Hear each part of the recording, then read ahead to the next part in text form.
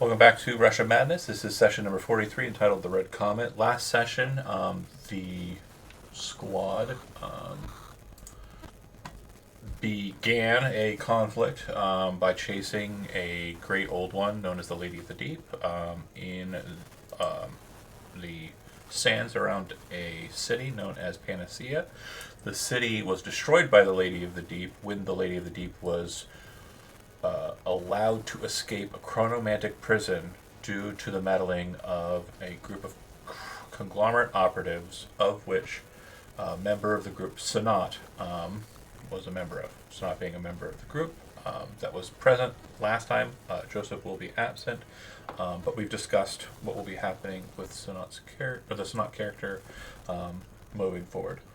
The questing Bonnie was next on the initiative docket, meaning that everyone that was on it is next. Cassia, your token is not currently on the table, but if you, Tom, watched the episode last time, during the initiative count last round, you activated your divinity, revealing your divine self, and at the bottom of the initiative is when the red comet was visible. During this round, you have agency. The worm, the Lady of the Deep, has turned its attention towards the tower. The large exclamation point is the side of the tower that is currently open, meaning that entire wall of the tower, from bottom to roof, is currently absent. So it's kind of like a taco, right? Kind of standing on. I just had tacos. I'm sorry, my brain is very taco minded. But is there anything that you would like to do at all? No, I'll just keep being the bright beacony bait. Okay, Sanat will use their action to begin to teleport the tower. This is round one of the tower being teleported. Anyone else who is Bonnie associated wish to take their turn. I believe that Lose, you're still on top of the lady, stabbing it in the face. It has turned its attention. It looks like it's kind of going into its shark mode, where it kind of flies across the sands pretty quick. Right. But yeah, you can do what you like.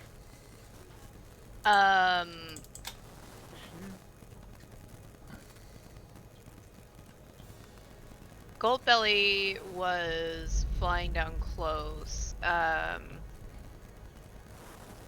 I would say that if we want that to be something that is this turn, like you want to escape on it, then I can go ahead and just have Orlandis maneuver it since Jonah is not here. Right. I think I'm just gonna go ahead and do my series of stabbies. And then next turn, Okay. I think that first one hits, but the Second one does as well, because you have advantage on the creature because you're attacking it from on top of it. Oh, right. So both of those will do damage. Yep. Minus 23.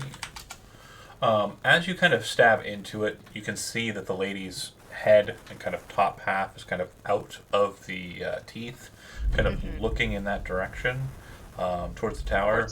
The Okay. back face kind of moves across the flesh, and this very kind of wily looking, youthful face that has almost like a hobbit-like, or not hobbit, halfling, let's get the right, no hobbits, it's copyright infringement, halfling-like face kind of stares at you in like a menacing, but like almost sinisterly, trickstery kind of way. Yeah. It's Terry! Terry! This is terrible! This is terrible. Let's see. Then Jonah, who is currently in dragon mode, will beckon the dragon to kind of breathe its breath of weapon, not on the face, but towards the back of it. Which Yeah, it will please do. not on the face. I believe this is opened out towards the group. Did you see all that or no? Yes. It showed the fire breath? Fire breath, recharge. Okay, great. 26 d6. She fails her check, so she takes the full amount of damage. And you can see that that greatly wounds her. Severely. Did not see the damage, but I'm gonna trust you. 91. Oh. Yeah, it's automatic on there. Okay. Yeah, it should be in the text. Oh, there it is. Yeah. Yeah. And so it'll kind of maneuver in a way where it kind of shoots the fire around the back end of it, kind of shooting the fire down the worm's length, and then kind of spins around so that it's flying back toward the head. So now it's in a position where during the next turn, Lose, if you wish to jump onto it, you can. It'll go to Ravik. Currently, you are attached. The harpoon is attached. It's you and Asilius who still remain on the aircraft as it's desperately kind of like bent down. Asilius will, as his action, draw an elvish long knife, very quickly cut it. We're gonna start moving this way and down to the sand. We gotta go rescue the orc. Okay. Gotta go rescue his buddy. Kieran, very good, very good. Kieran will spit up blood and kind of like slowly shuffle. He does that like I don't know if people who are older have ever like sat down on the floor for stupid reasons and then slowly tried to get back up. It's that effort like where you're kind of looking for something to like grab a hold of and you're like on a knee and you're like, I guess I gotta go for it. Oh. Okay. I am going to allow for you, Ravik, to go ahead and make a pilot check. So this will be a dexterity roll straight for you. And Lose, I need you to make a dexterity saving throw.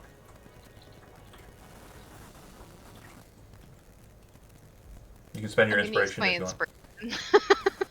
Okay. Yeah. Oh no! Yeah, I'll use mine too. Good saves on your inspiration, by the way, on holding out for that. So as the worm turns its attention that way, the lady extends out and becomes fully apparent. So, I believe I have 911. I didn't have it set up. But yeah, I'll try and get it quickly. I think everyone in here has seen the full art, but I'll get it for the viewers and just for canon, like holding it in place here. Bear with me here. Blah, blah, blah, blah, blah. Just chatting to myself as I flop around, flailing. This would be under powers, I believe. Yeah. Lady of the Deep. And it's loading. And save. And show to players.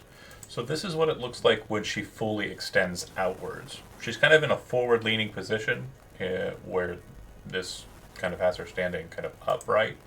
But she kind of forward leans outwards.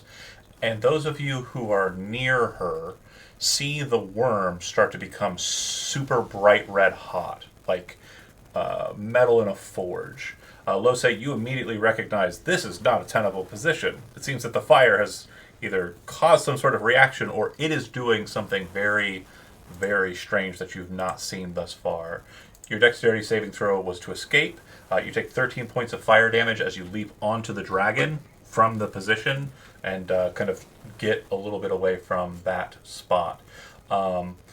Ravik, your role was to dive down and grab Kieran from his and Asilius reaches down. You see the two best friends slap hands together and then lift up. And this is just in time as the worm becomes this bright red hot thing that burrows through the back end of the ship like so and moves straight for the door. And for you, like inside the ship, Blathild, you watch as the back end superheats and just becomes this bright red inferno. I need you to roll a d100. Okay. Does the lady get covered in our gold? Because I'm pretty sure it was in the back of the ship. Yep. Well, it's probably on the ground, just slag, actually. Oh. Okay. For those who aren't, and 68, so it does not ignite the barrels. The barrels were closer to the middle, so you're good. However, at that moment, you realize that it won't ignite those. You do have an option to, if you want to, detonate them, but you don't have to if you don't want to. I don't really think that I want to. Okay. For those who Health is off Now, and at least. so. For those of Yeah, you who now. have played the home game, some of you will remember a character named Hezrod, who had a very bright burn scar on his chest. And we described his village as being completely melted, like fused stone underneath the water. And also, we described tunnels that the lady had gone through in rock, where it would bore through. So the lady can kind of ignore material by this method. So yeah, the sand behind her becomes like a sheet of glass, and the bodies that were kind of hit to the ground, you just watch them just like become liquefied and then kind of just slide out in kind of this mess through the glass. But for Sanat and for Castia, it's this very massive thing with a very massive, like, feminine form kind of rushing forward towards you. The dragon actually goes on Jonah. Orlandus is kind of like looking at the situation and tactically thinks it's going well, I would presume, and is not going to do anything unless Lose insists. But I did jump on. you are top on the dragon, yeah. Okay, sick. I will allow you to roll a d6, though. For what? Recharge on the dragon's breath weapon. Oh. 4. It does not recharge. Can somebody come get me off this fucking ship? Well, if you Yeah, come... she'd probably yell up at Orlandus, or towards Orlandus to I mean, you can go shoot see the if Gold cannon Belly again if could you want, go that way. Yeah, if Blothild, you come to the deck of the ship, Lose would spot you. The dragon would come down. You would hop on. So it's Orlandus, Blothild, Lose on the dragon. The kids are running to the south. Sarth is... He's over here. He was running towards the... Yeah, like beelining it. He's over here somewhere. Someone roll a d20. Tom, roll a d20. He's like... Okay, so as this form's kind of bolting towards you, Sarth is kind of a dot in the horizon. And you watch as it impacts with him, he flies forward at a very high velocity, and his broken body slams into the tower, lying next to your glowing form. And Sanat kind of looks at him like terrified, but is like, it's still like his Eladrin eyes are like very much focused on the task at hand. There's definitely a timing situation for Sanat going on in his brain. There's like the calculations, like the math, you know. The little math music. Yeah, that's happening for Sanat right now. Like, this has to be very specific timing.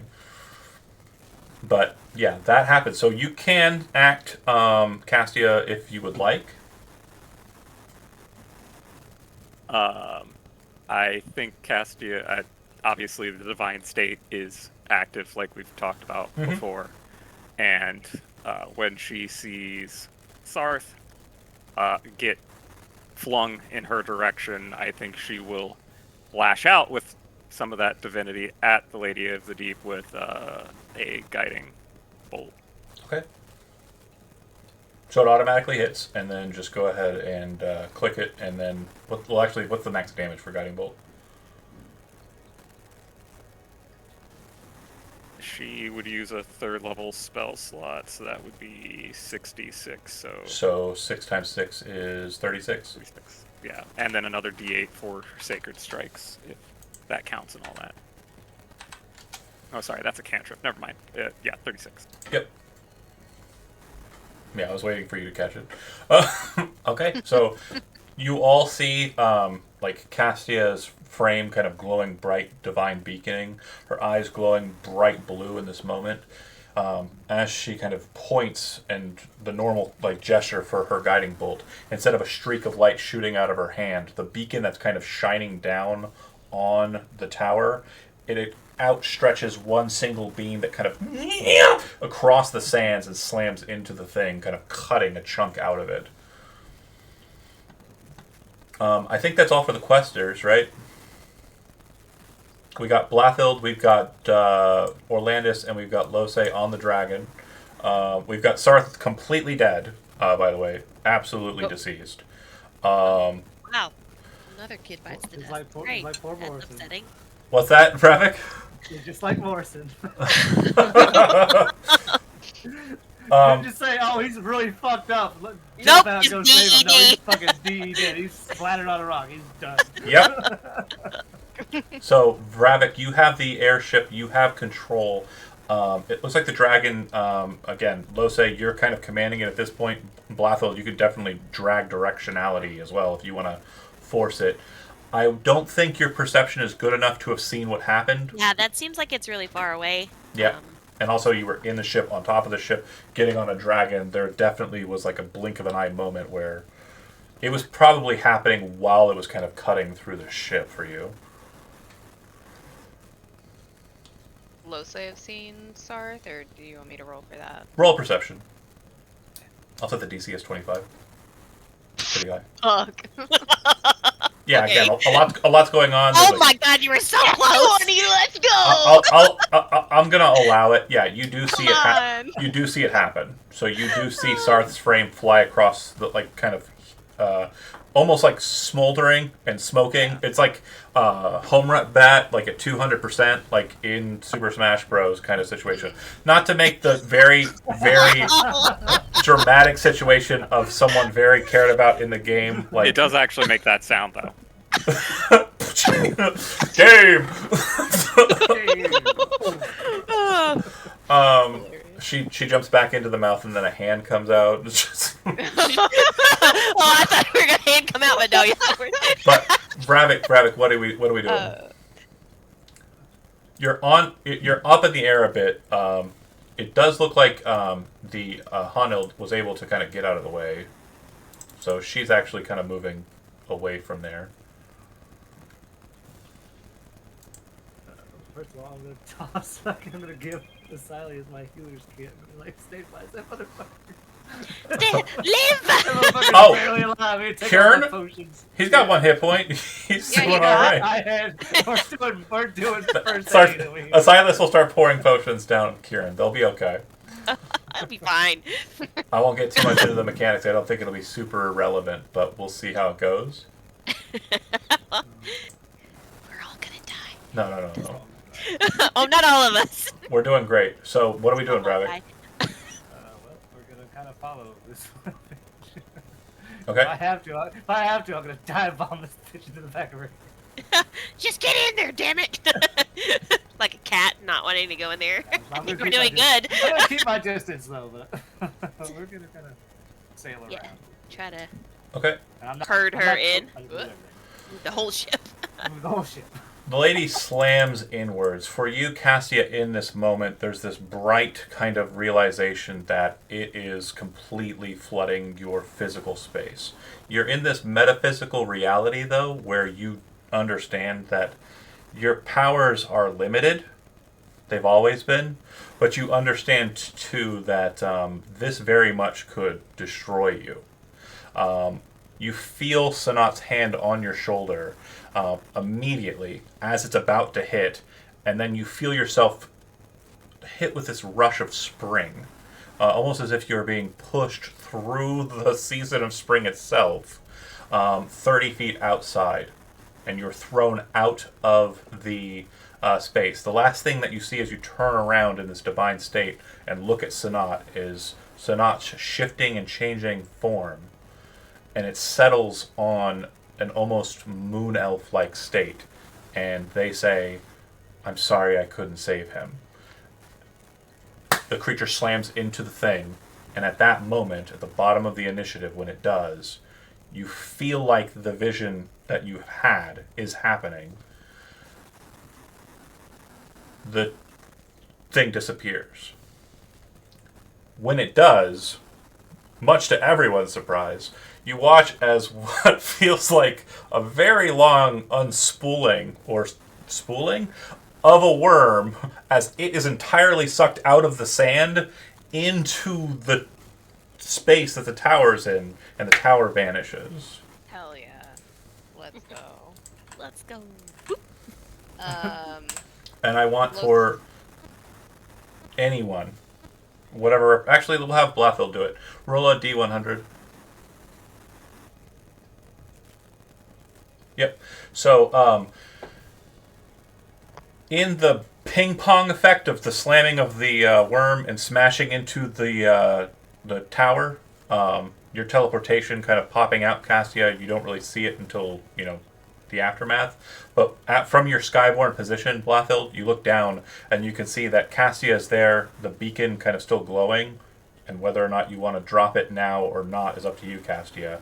But you would see Sarth lying on the ground, blood kind of seeping out from him on the sand. We're going to go ahead and drop out of initiative because there isn't anything to be fighting anymore. Right.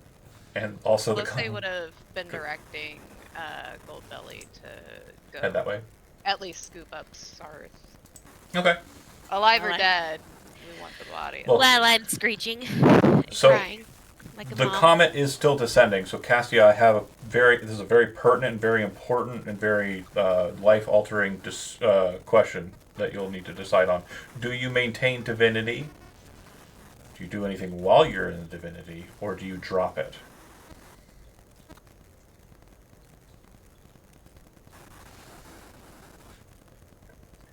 Can she get to Sarth Yeah, quickly? you're within. Yeah. Quickly enough for Revivify, or quick enough for that trump card? Your call. Would certainly try Revivify first. 'cause Well, you half have the to time- drop the divinity if you want to. You have to make a decision. You're either doing it guaranteed, or you're giving it a go with a chancer. I think, given the history and Castia already seeing the comet, she would use that gift of life. Okay, so you watch as the beacon kind of focuses in on Castia and glows bright white. As she raises her hand, you watch Sarth's body lift off of the ground and the blood on the sand slam back into his body as she reforms his body entirely with a salient divine ability called the Gift of Life and restores him full 100% back to life.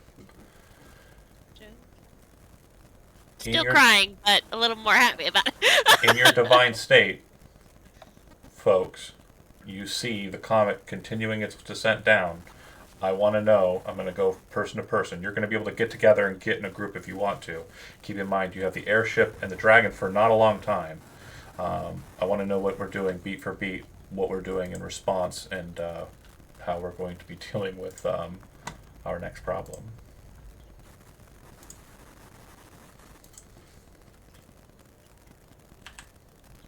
One of my character traits is I scoop Cassie up in the airship, and we're gonna get the fuck out of it. Start to booking it. Yeah, we got the dragon too. Fly the fuck away. He don't know. He's coming down. He can't change his trajectory. He's already fallen. He's gonna land in the sand. Like, what the fuck?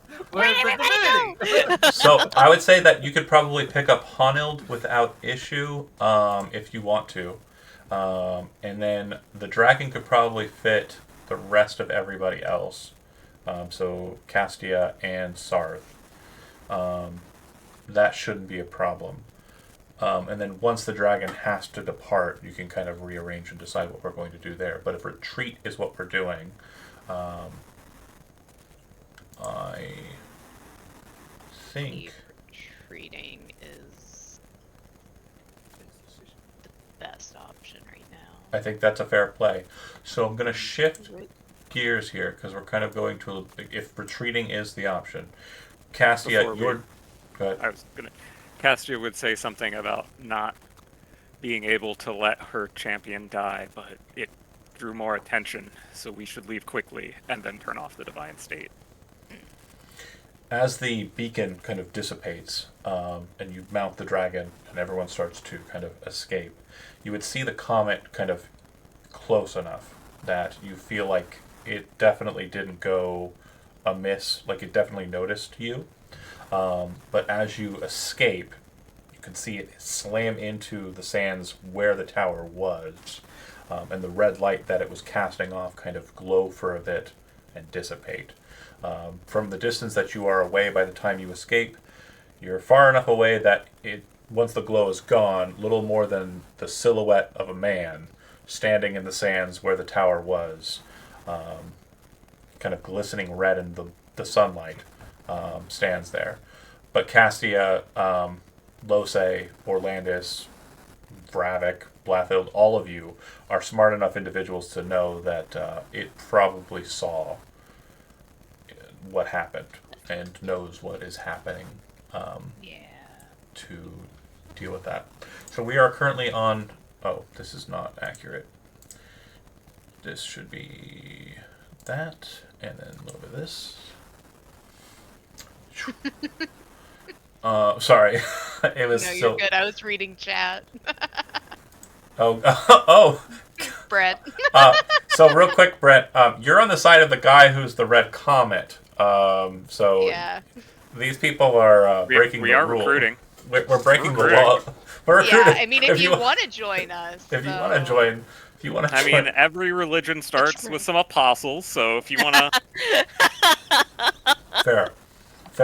That's not You wrong. ever want to be a paladin of the moon? So what I I'll think it's fun. That's something I would go for. so what I'll say for purposes of brevity, just to make sure we kind of get to a point where we are kind of pointed in a direction we want to go. And I'll explain what I mean by that sentence in a second. But actually, we'll leave the question mark as a reminder of where the ship is. So, as you ascend outwards, the dragon will disappear after an hour, which means you're only going to make it about 1 hex. That was the bargain. Yeah. I think we want to go like up here towards the water at least. Yeah. So you'll be moving on foot and by airship at that point. So there are a total of 1, 2, 3, 4, 5. Oh, there's still the whole rest of the other people who escaped as well. Yeah. However, you wouldn't have picked them up on airships and craft, so your kids and the others are kind of... I'd say Hanild would actually stay with them. There we go. She's a survivalist. She's taking care of the crew and the others. Fair. So, just for sure, Morrison Dead. dead. I think I moved everyone who is dead. Oh, okay, you did move them. Let's see. Kieran's good. Matthias is good. Michelle's good. Michaela's good. Yeah, everyone who is confirmed dead is in the deceased folder. Everyone who's still alive is still in the questing body folder. Okay. I just want to make sure I have updated log. It's about Well- more than half the crew. Well, Yeah. when the dragon has to leave, obviously, I would probably land it Mhm. and let Lose and Castia get on the airship and take it. Okay. Like, probably Orlando too. Like, yeah, I'll get the fuck out of here. Keep going, run. Okay. When we landed, I wanted can to hug survive all the my fire. babies, including Cassie. But all the my very, babies are okay. very large cry such for a second. Yes. So are you going to let them take it and fly ahead? Is that what you're saying, Bravik? Yeah. Okay. I And so- can survive at least. Bravik, yeah, definitely. You're from just west of here. That's great. Lose, are you going to jump on this? Because the skyship can hold, actually, it can hold the crew. It Um, lost the ballista, so. Well, without, Going off. yeah, if you drop the ballista, it can hold 6 people, so you can all jump on board because it's Sarth plus you 5, right? Oh, Silas and Kieran. They're done with it. They're good. We can drop them off on the beach. No. They don't want anything to do with any of this shit anymore. The second the dragon, They don't want to fight. the second the dragon's gone, they're like, "We'll take the desert." And you see Kieran take off his long coat and just like throw it off. A bunch of pistols on his belt, kind of just like looking at one of them. The handle's been broken because of the fall, because he landed on his side. And he's like, "Oh, Bessie." And then he kind of looks at you, or looks at Orlandis and says, "It was a pleasure serving." And then they, with no money, will leave you. They just leave. They will not hang around you any longer. You are. This is well done. more than we signed up for. Like basically all of the crew. Yeah. Okay.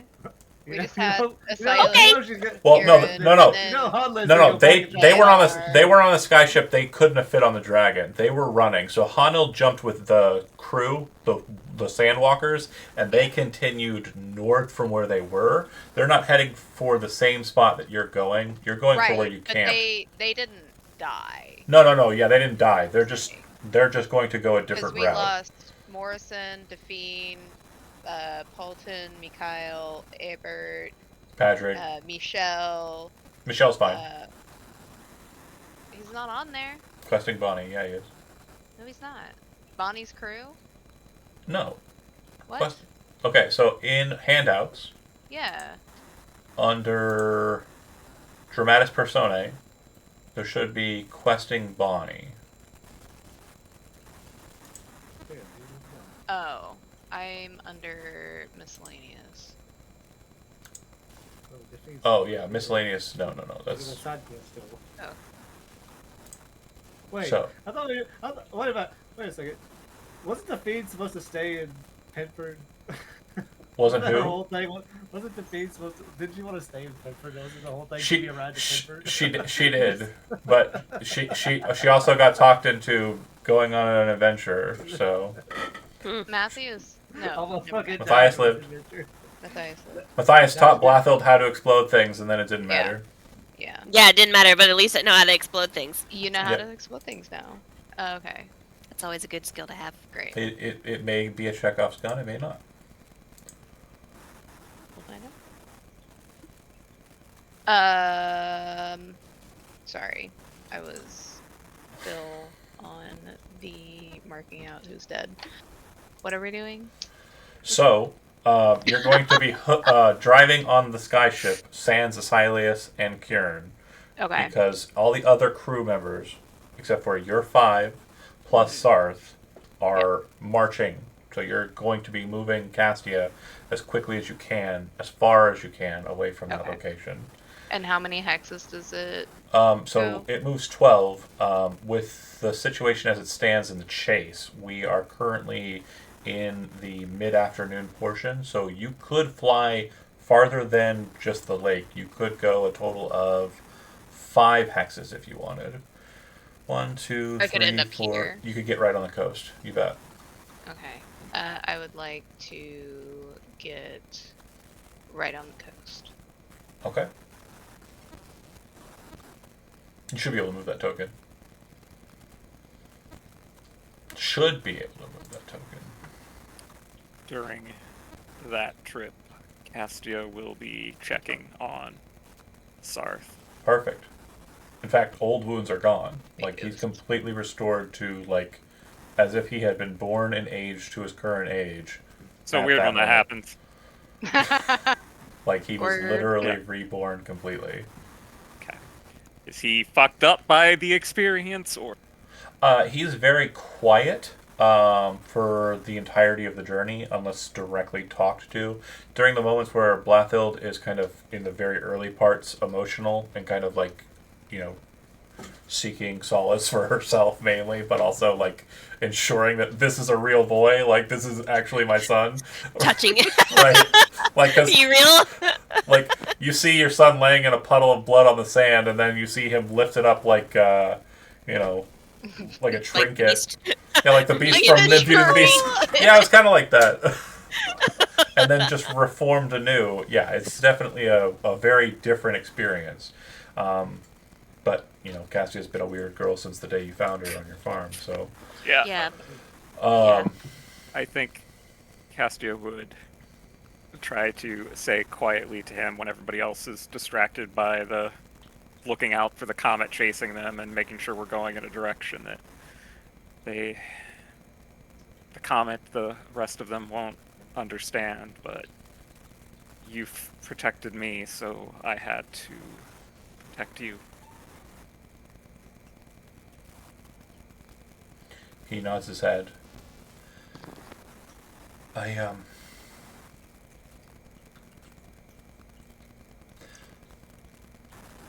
Thank you. I'm sorry I wasn't fast enough. I'm sorry I wasn't strong enough. And as he's kind of staring off the skyship, it seems like he's definitely trying to hide his face, but there's really no hiding the fact that he is, like, his eyes are welling up. He is definitely crying. You've done more than enough, and Castia will hug him tightly. He shudders and, like, he's kind of like shaking, and it's kind of like a breaking down, but not in a bad way. Kind of like in a come to Stasia kind of moment. Like he realizes what he's gotten himself into here, and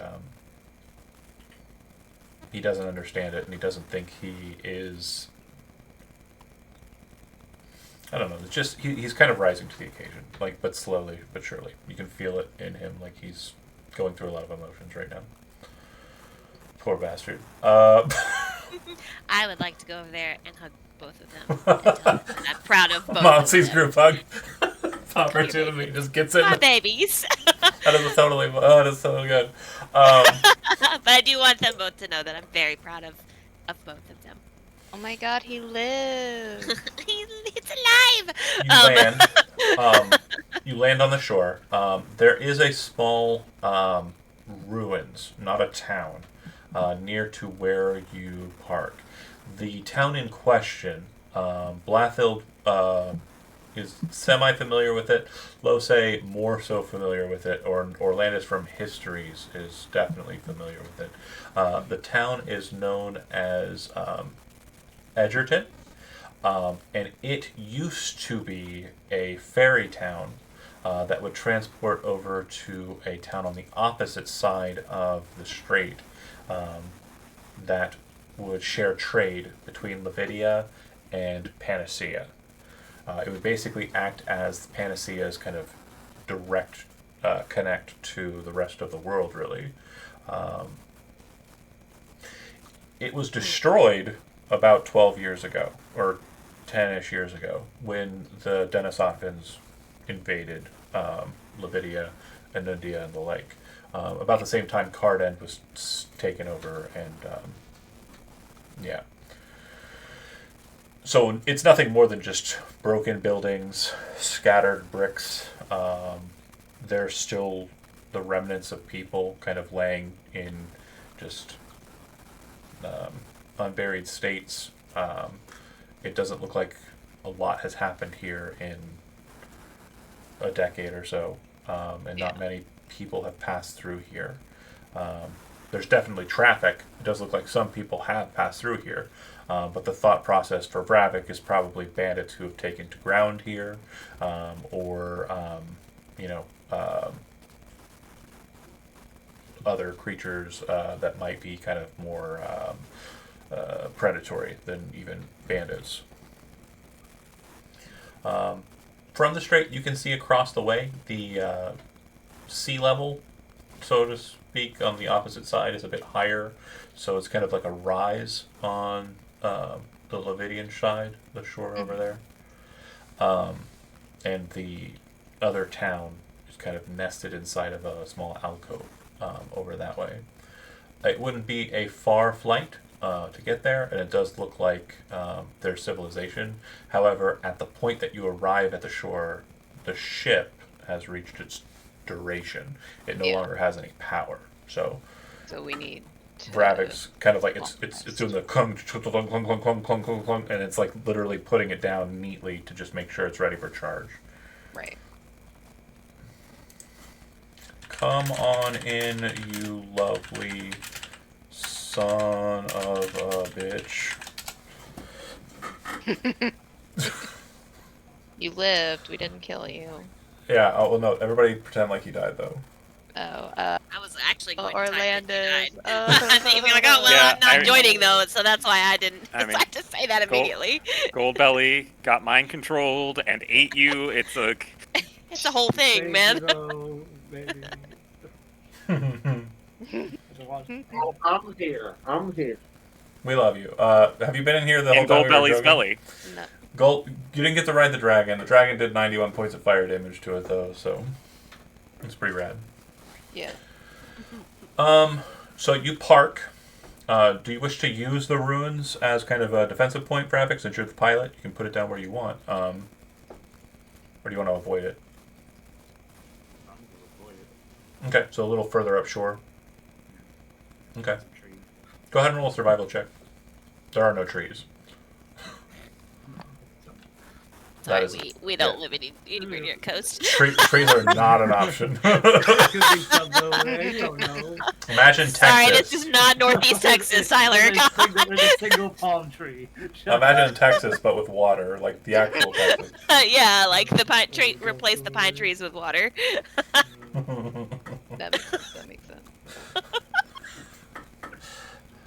I need a survival check, Bravik. I'm trying. Give me anything open. I believe in you. in you. Survival.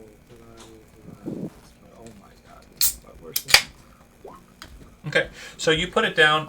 You don't really see like a good alcove or anywhere, so you kind of just settle it down away from the shore because you don't think being dead on the water is good, but also away far enough away from the road that you don't think you'll be seen in your landing or anything to that effect. With that said, the group disembarks and yeah, you take a moment to reflect. You know that the other group probably headed north towards the lake where you last camped, so they'll be okay because Hunild is great. Yeah. And Blathild, just to kind of give you an idea, Hunild is kind of like Blathild but corporate mom. Like she's the boss. Like she's she's Tony Danza. To the yeah, she's very, very cool. I believe there were a number of times where Orlandis was doing goofy stuff, and she's like, "Well, I'm just gonna take the ship. Then it's mine now." So, to give you an I'm idea, surprised that she took it to Penford. fair. Well, And that's what then just like be that's like, that's what she agreed to. Again, she was getting pretty good money out of Orlandis, so it wasn't Yeah. like it was a bad situation. So. but still. to could have. make sure you understand the point, she's very trustworthy. Your other kids are going to be fine, is what I'm trying to make sure I'm stressing here. But that said, Sanat didn't make it. The worm was definitely captured. A lot of things to kind of cope with here. Hey, you know what? Redacted gets a new roommate. 2 new roommates. She ain't dead, she's just gonna reform. What happens after that? So do we want to take a long rest here then? Did we make it out with like any sort of gear? Yeah, you got your stuff. Whatever you got would be like combat pack. I would like to sit down and have a drink. Yeah. I almost had a long day, man. That makes sense. But just kind of, I guess, just kind of looking out at the water. Drink a little bit before we go to sleep, I guess. Anybody gonna build a fire? Or are we not doing that? To draw attention. So the temperature is not bad, actually. It's not. I would say that the coastal air is kind of a bit, cool. But I would say that since we're in spring, and you're kind of near the desert, but not like in it, it's not going to be freezing like it was the night you were by the lake. You're getting the coastal winds, which are going to be warmer, so it's kind of not bad. The fire wouldn't be, the worst thing ever, but it's not something that I was just thinking about a light source. I wasn't even worried. Sure. About, I'm not a cold-natured person, so I didn't even think of that. I think like I think like 2 of the party members have dark vision, and that's it. So that is actually a concern. It's okay. I don't have Okay, magic I don't have to things. sleep. I have the Marengu lantern head. Regwu, yeah. I have Yeah. that. It's, Okay. Is that a glowing head? Yeah. It's Alright, a- nice. it's a- I'm here for it. Sounds good to me. I can't remember, but wasn't it like if you place it down, it becomes like a little campfire light? Correct. Okay. Yeah. So you That's can interesting. also light the inside of it, and it will glow with, I think it's 3 times the amount of a torch There we go. Yeah. from the eyes and mouth. It's a big light. If you lay it Okay. on the back of its head and kind of set it down, it'll automatically just kind of act as like a campfire. Oh, What? Somebody's it's having either an emergency Amber alert. Yeah. or emergency. Yeah.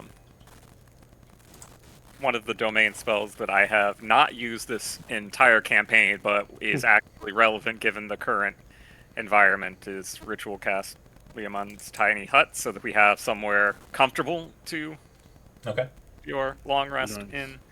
And after that, Castia will turn back to where we flew away from and apologize to Sanat through just empty space that I couldn't do more, but everyone gets to make their choice. Yeah, you felt like they were more focused on the task at hand, kind of correcting the wrong that they felt they did in releasing her in the first place. So, what becomes of them next is unknown, but they definitely mission accomplished. So, their choice was not in vain. Orlandis. Did Billy go out? Fine. He had an hour, so you wouldn't have kept him for too long. But what happened was he shot his fire breath on the back of the creature as Lose was stabbing the face of it. Then the creature started to become super hot, charged. Because remember, the Lady of the Deep can like burrow through stone and steel and metal and all that shit. Remember what happened to Hezrod's chest? I had Lose make a dex save. I had Ravik make a pilot check. People were saved because of inspiration, and only because of inspiration. Only because of inspiration. It flew forward with a super speed. Sarth was in between it and that. It slammed into Sarth, throwing him like Super Smash Brothers style into the tower, killing him outright. Castia, after the tower caught the lady, and Sanat forced Castia out and sealed it in with them. Castia decided to use a portion of her divinity to use a divine ability known as the Gift of Life and restore Sarth back to his full and utter divine, back to life. Fuck yeah. Unfortunately, that allowed for the comet to see her, and it's very, very clear to everyone at this point that the Grey Order is aware of her and is probably on your tail. Yeah.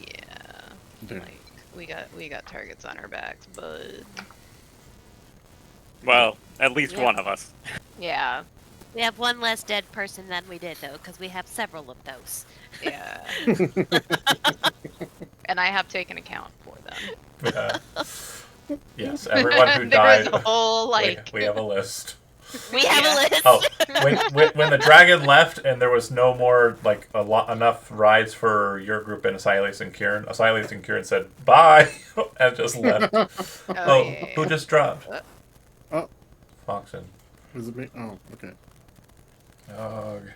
Alright. Ugh. Great news, I am now 2 characters. Exciting. I guess I'll I am just- both Castia and Ravik. Hold on, let me see which direction I gotta lean to be one or the other. It's weird that it. That was wild. Okay. Okay, now Oh, Ravik. God damn it! Oh, okay. Okay, it wasn't just me Hey, there. Speedy. Because I definitely. And thought then that now I gotta do a rearrange. Luckily, that wasn't a very hard one. Okay, cool.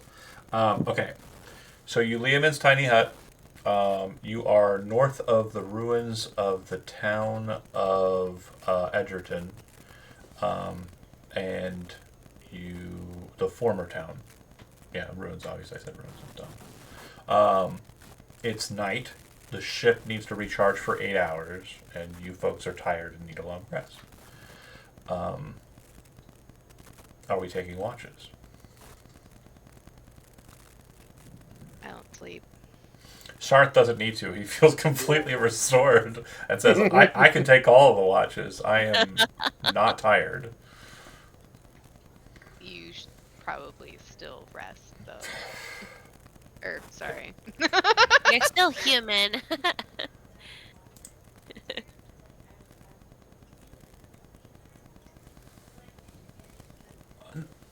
So again, I'll take first. That's- and that's an okay point, third or something. Fox, and I'm totally chill with that. I mean, just preach it to the group and just make sure, unless you want to Irish leave it, that's fine.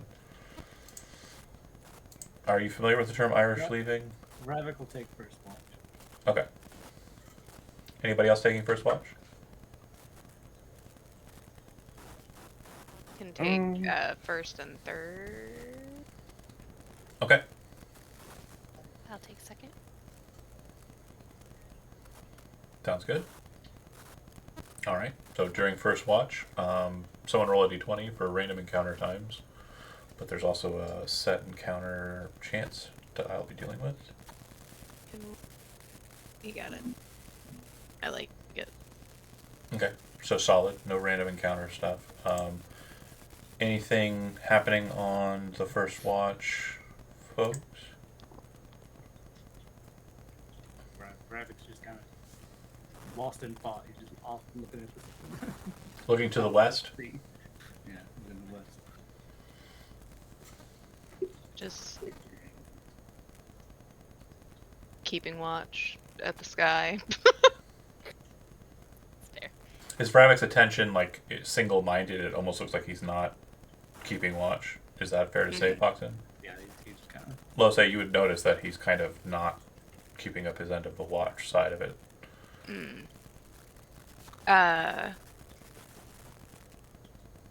She'd look down and look at him and go, you looking a little distant there. Do you need to take a nap first? I can wake someone else up. No. Just thinking. Well, make sure you're keeping watch. You're not gonna respond. No comment. Kind of like side-eyeing him, like, do I need to be watching him and everything else? Well, he said he's thinking Yeah.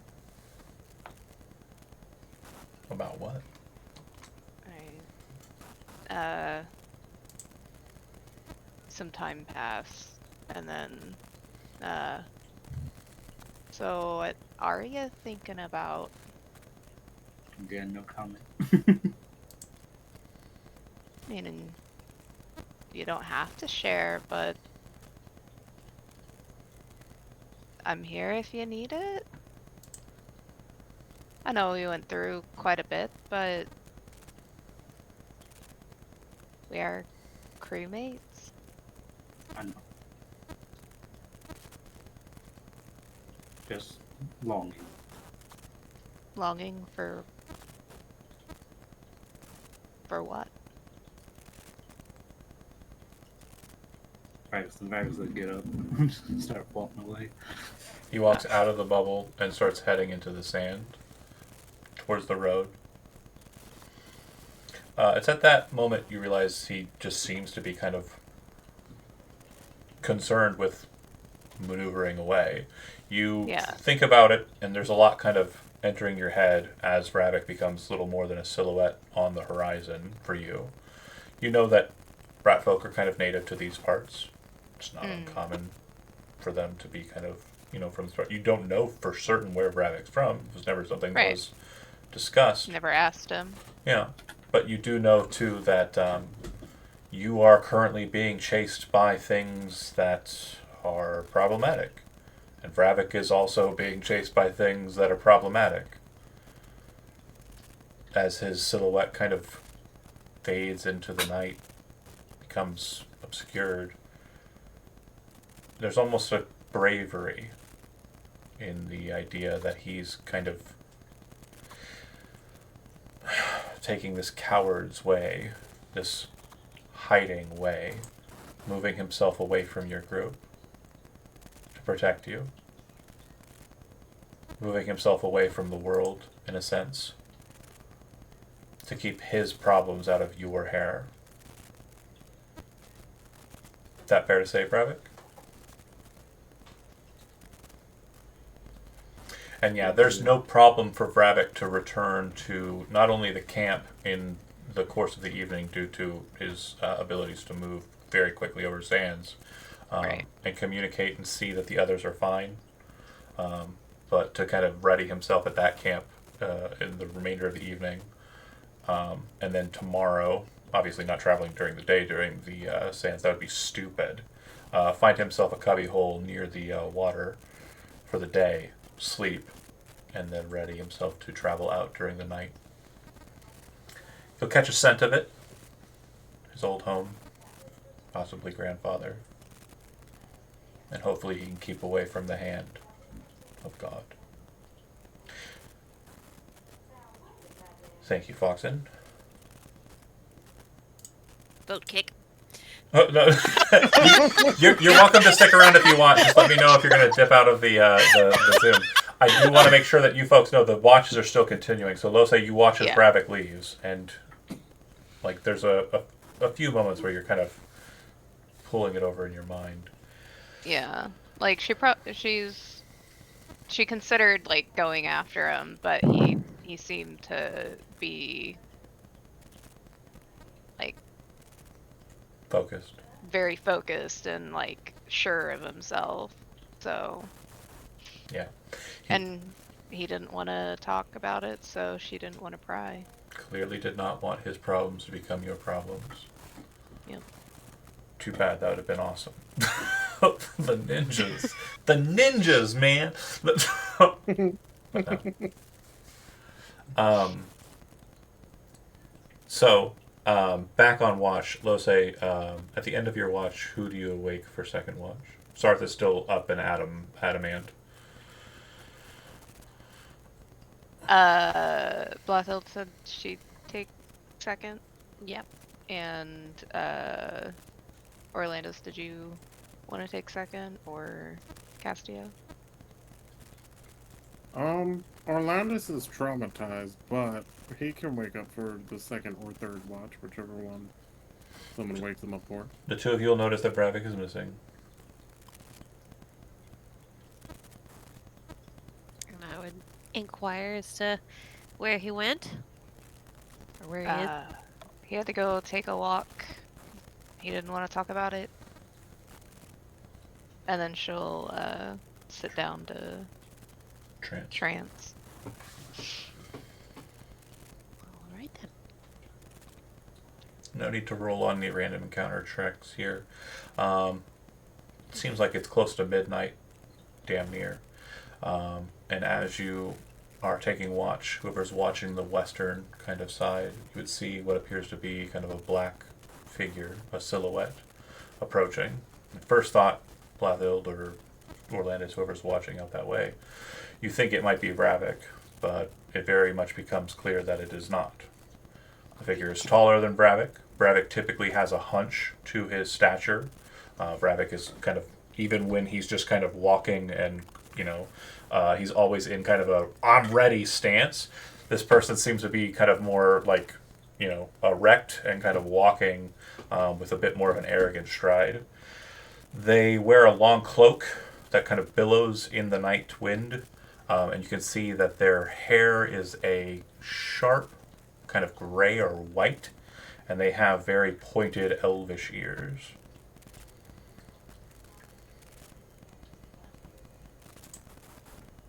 They walk right up to the Liamon's tiny hut. Upon getting closer, Orlandis and Blathild, this is probably a very strange sight for you. This elf looks insanely old. And when I say elves typically have like a look of their face that's like, well, that looks like a person. But like a really young and hot person. But like a really hot and young person. This looks like a person who's like young and hot like 50 years ago. Like in real life, like in like humanity. Like this person definitely has like some look to them, right? I'm trying to get the handout, but I'm failing once again. Apparently all my handouts shifted gears, and I am failing you not only as a friend, but as a dungeon master, as a. I blame the Grey Order personally.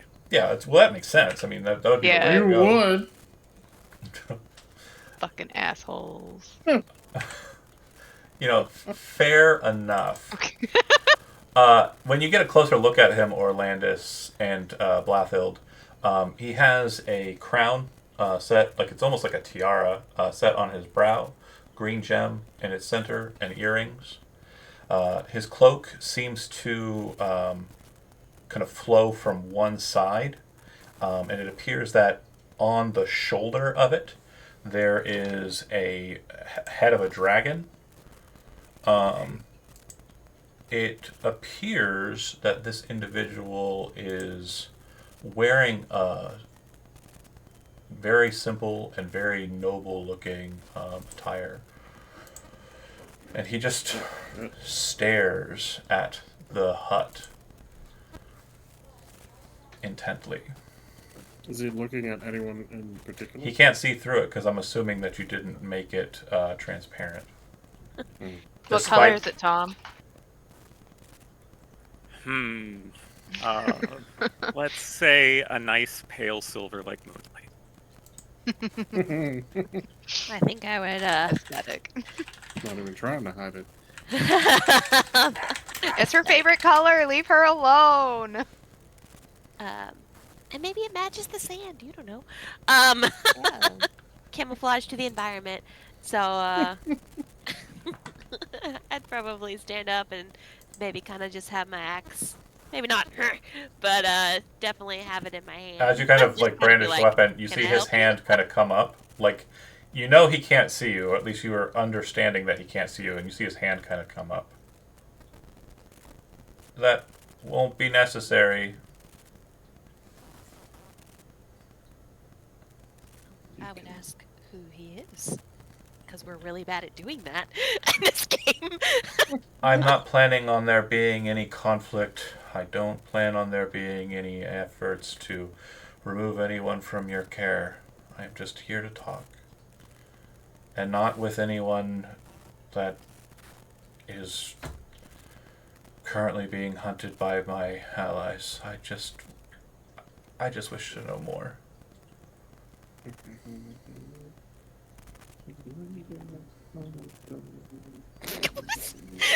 Orlando's over here mumbling. Give a good vibe to the situation. Not bad. I mean, if he says he doesn't want a fight, that's great. Orlando Yeah, I'm will like, pop plans out change though, but whatever. I'm just a But, smart ass person though. because he doesn't 100% trust this person. He'll have his shield out at the very least. Do you step out of the bubble or do you remain inside of it? He steps out. Okay. He smiles. A pardon. It's been a while. 100 or so years since I've seen a pardon in person. You wear it well. I think. Dryson, he says as he reaches his hand out, offering it in a kind gesture. One more time, what was the name? Dryson. Right. Okay. Drison. Oops. Okay. Orlandus reaches out his free hand and he's like, I am Orlandus Baetius Amet. Of course. I apologize for interrupting your rest. I I'm certain that you are all very, very tired. I assume that combating a great old one such as the one you were engaging with must be very taxing. We did lose many. I can give you no respite or kind words that will be solace for your loss.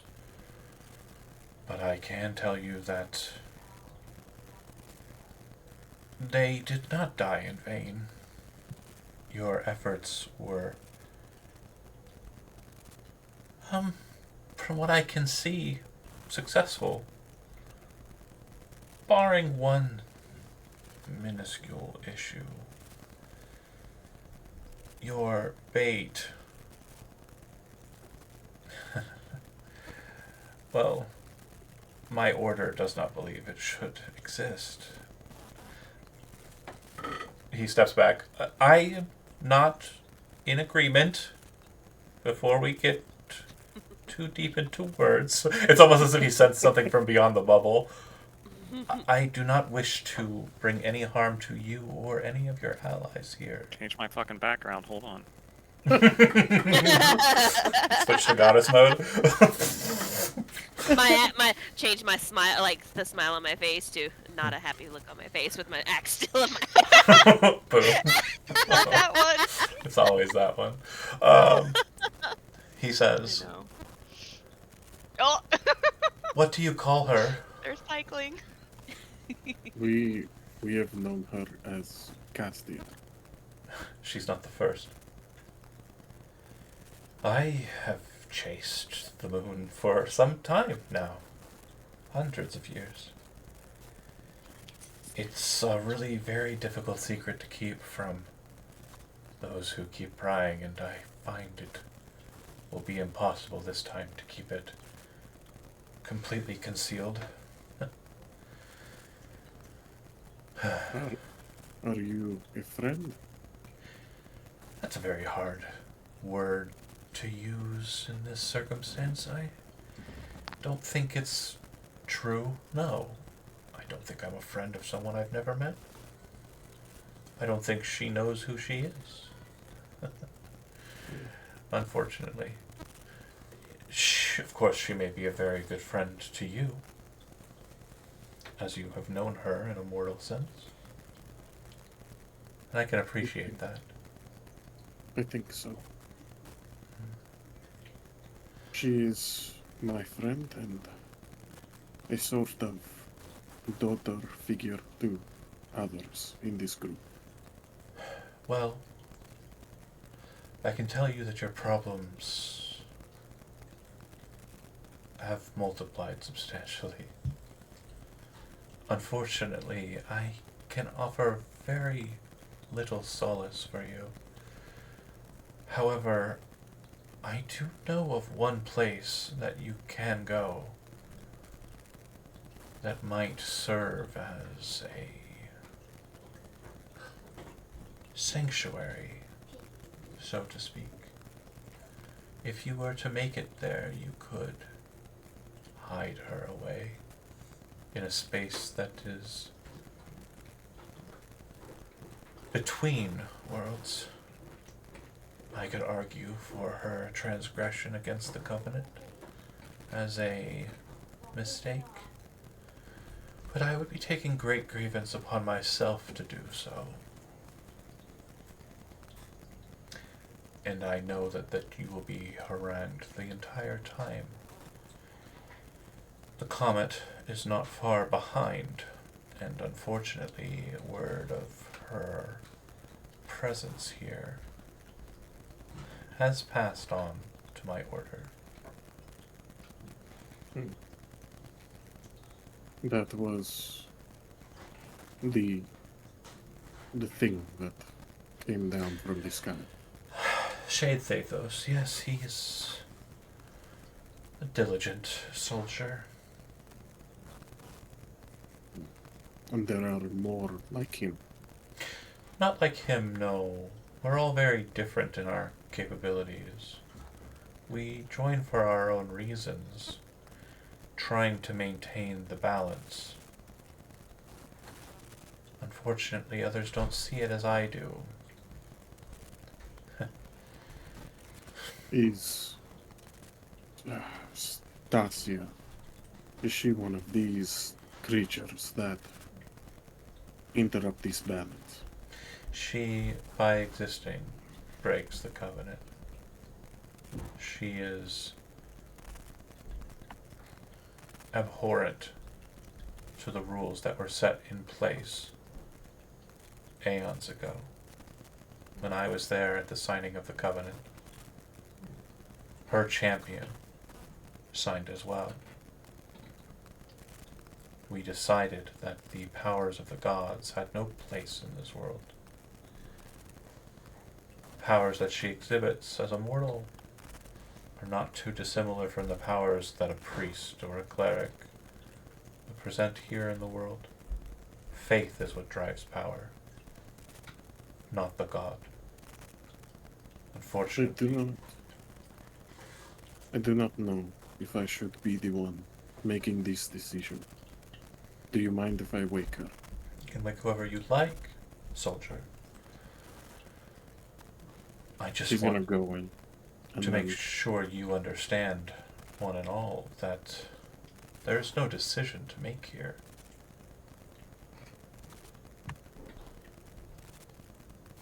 He's gonna think for a moment before going in, but eventually he's gonna go in anyway to wake up Castia. Let's say you're Yes. trancing, so you are aware of all of this. Yeah, she'll peek her eye open. Yeah, so you would actually recognize by description the male elf that's standing outside. Dryson Keela, the greatest mage that has ever lived. And Yeah. still alive. And he's still alive. He's been alive since the Third Era. So to put that in context, 3,000 years old. What a jerk. The greatest old mage as that has hell. ever lived and still lives. And That's the still story. Yeah. That's a title. Well, he has died a couple times, so the title, yeah.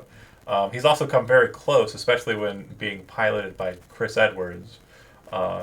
But that's a story for another day.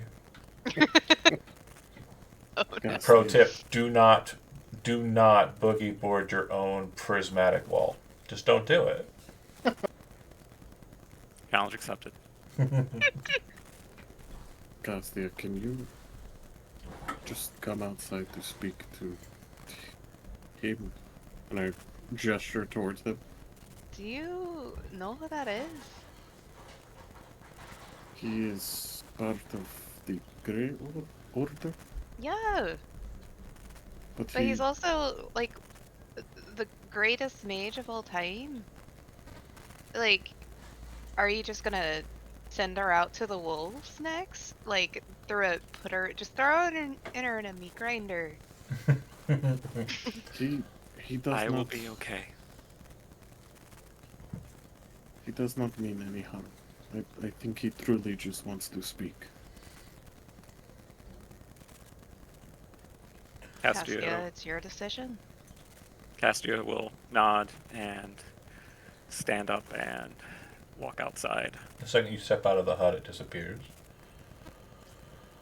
So everyone's now standing outside. Yeah. Lose's on the ground, like arms crossed, glaring at.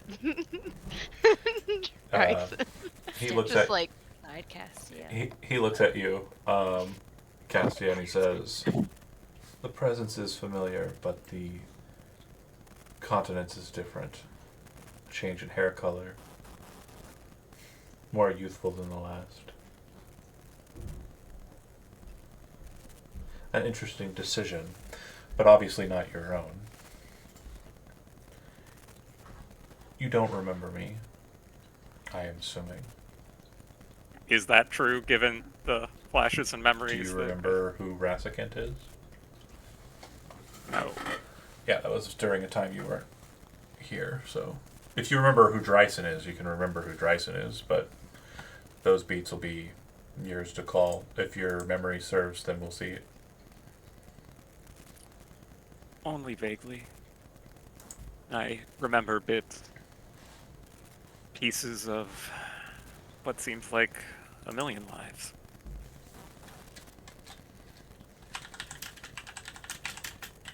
Hold on.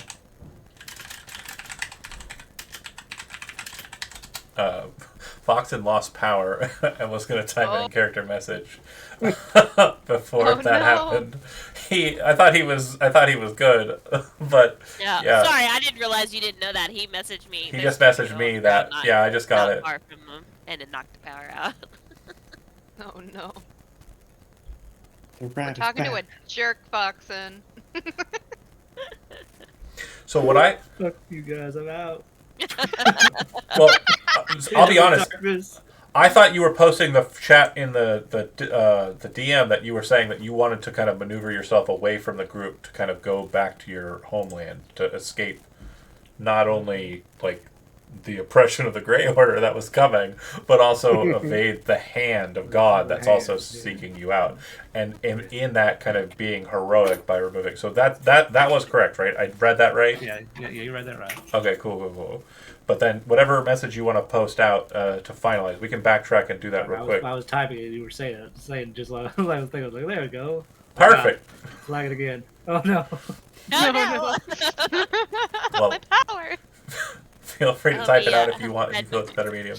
Those fucking Grey Order people taking out people's power now too. God damn. Yeah, we've got Told you powers. can't trust them. Sending comets and tornadoes. God bless it. Dryson will say, we met in the year 800-ish, I believe, in the city of Rastagar before its fall. You were bound to a sword that you gave your champion long ago. At the mention of that, Castia will reach into her bag and pull out the rune stone. Of course.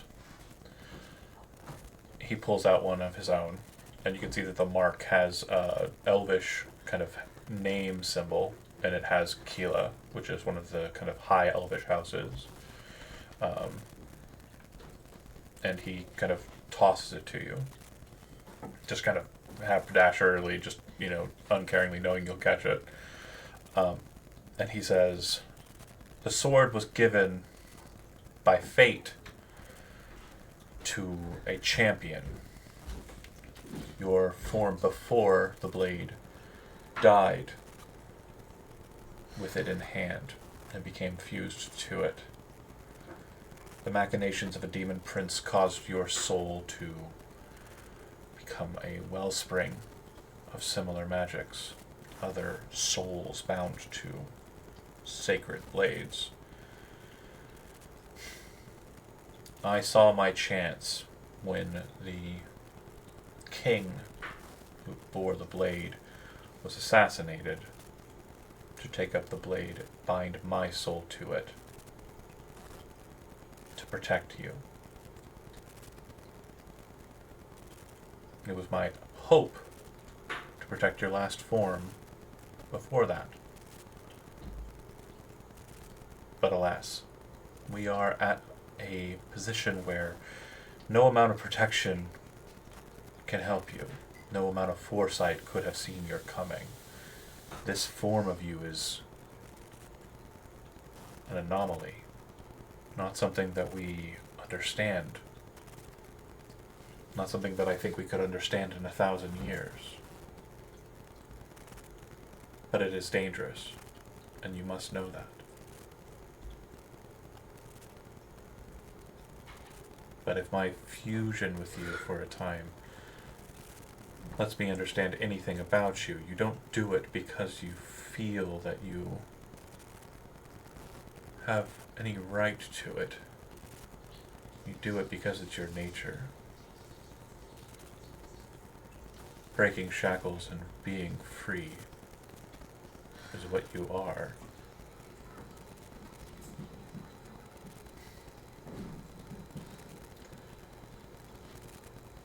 I can give you back what I inadvertently took from you. But I can tell you this. In the doing, the die will be cast.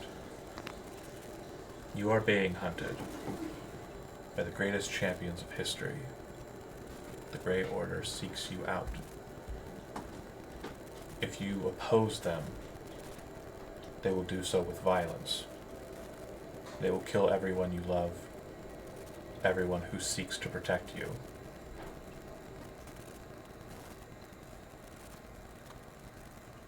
They won't bat an eye. Not far from here, there's a place called Fort Ordeals. It is an old fort, constructed by the hands of giants, made to serve the peoples of Levidia here. Ancient magics in its subterranean catacombs link it to the foul deep, but even further so, to the plane of shadow itself. At that moment, in your own mind, you hear the whisper, "Another way," from a voice. Bryson looks to you and says, "If you can make it there, and you can enter into that place, you will be safe from the Grey Order.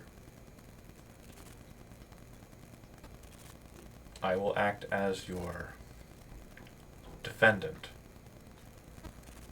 I will attempt to persuade them not to seek you out after you've passed on from this plane. But once you have done so, you must not return."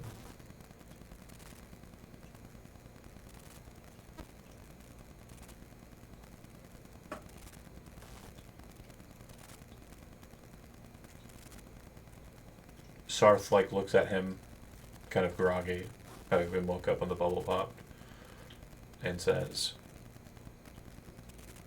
"What is he saying?" Was just bopping around, excited. Yeah. Well, he kind of got sleepy in the middle. Okay. all boys who get the zoomies. Bryson was kind of droning. Yeah, right. Not in the middle of the night, in the middle of the conversation. That 3,000-year-old droning is Yeah. it's very. He's like, Best melatonin ever. "What is he saying? You can't live here anymore?" I find it so curious that my former champion and so many of you find my existence and freedom to go and do and be so abhorrent when demon princes and eldritch old ones are free to influence and direct the course of entire cities' lives. Perhaps now that I'm actually speaking to one of you, you can explain what makes that so different. Of course. He projects an image, very quickly casting a spell. You see a city. Floating above this massive old city is a black pyramid, as big as a castle. Floating atop it is a mechanical angel. Its wings seem to be separated from it and floating kind of behind it. At each gesture of this dark angel, you see these bright blue lines of light cut through the city. People being torn asunder, buildings being ripped into pieces. And he slowly allows the image to zoom in on the top of the pyramid. You watch as figures who look familiar to you appear there in opposition against the prince. He waves the image away. Every time a prince steps foot into this plane, we stand against it. Princes are not allowed into this realm. As it is with gods, their agents are. So it is true of the gods, so it is true of every power. We cannot stop your agents from being allowed agency here. In regards to the Lady of the Deep, she is an enigma as well, not unlike yourself. You wear the body of a mortal. It wears the body of a primal being so in tune with the earth that it is a part of it. If we were to banish her to where she was supposed to go, she would be here. So instead, we have allowed throughout history of the Lady for humans who have come to stand against this scourge, to entrap it, to stop it, to bind with it, to halt its progress, its wanton destruction and hunger. I understand there is a lot that you do not know. I understand that there is a lot that Stasia herself has been kept from. And I know, too, that in this current state of being, you want nothing more than to live your life free, with those you love and care about. I'm not here to squander your last moments. I am here to try and make sure that they are not held in vain, and that you do everything in your power to survive, Lady Stasia. You must understand that they will come for you. I come to you with power. I am not the strongest of my number.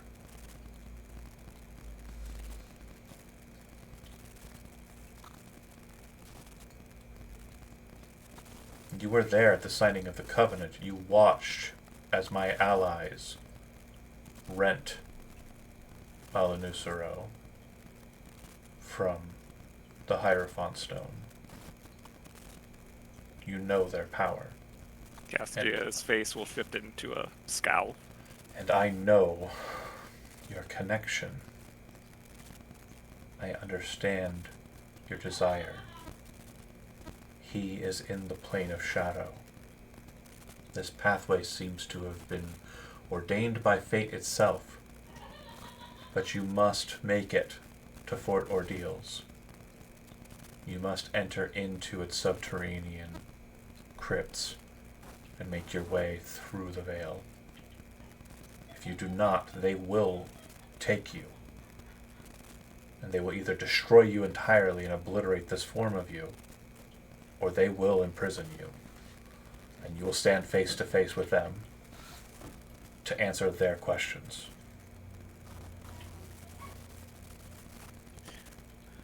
Ironic.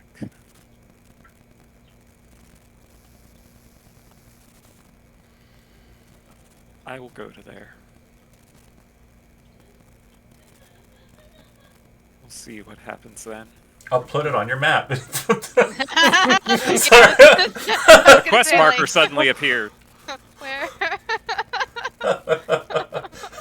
Where is this? Oh, that was good. Funny enough, it's actually the very first place that we ever saw in this portion of the storyline. Fort Ordeals. Oh. The Last Stand of Lavidia. Oh. The Patreon exclusive, everybody fucking dies one shot. I'm sorry, everybody but Jijo dies. Sorry. Fort Ordeals. I'll go ahead and move this from the thing, and then I will Wait, snap. no. Was it me that didn't die? No, it was Jijo. Everyone else Oh. died. Not where Oh, got I wasn't shot in out that of the game. sky. Never No. mind. It was No, Zach, no. Jonah, Tim? That. Jonah Alan, tried to bro? escape. Oh no. Jonah was a monk. Elizabeth was there. She played the chick with the... No, that was Jijo. Jijo was Raffinold. Raffinold is currently still alive and in the Tuesday game. That's true. And was not a succubus. Which was fun because There was a game that like only I made it out. I was a rogue though. yeah, That was a different fort. for certain. It was a while ago. This one was quite a while ago, yeah. But Many moons ago. to the point, marks it on your map. Dryson says, I will advocate for you. I'm pretty sure that Nayland will hear me.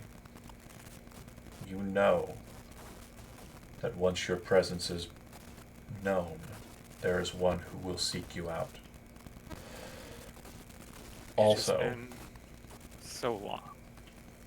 I warn you of another threat. Your presence on this world has drawn the eyes of others. Very specifically, the eyes of one being who escapes our own capabilities. An entity from beyond. A being of great power who has made her efforts in this world and her machinations for time immemorial. I believe that she has crafted herself an agent in this world who seeks you out.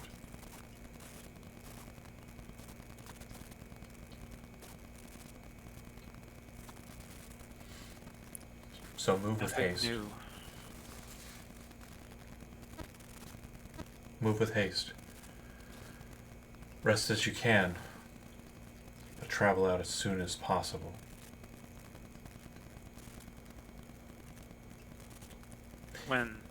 When you speak with them of me, I ask you and ask them to think about what so wrong I have done that this girl has done.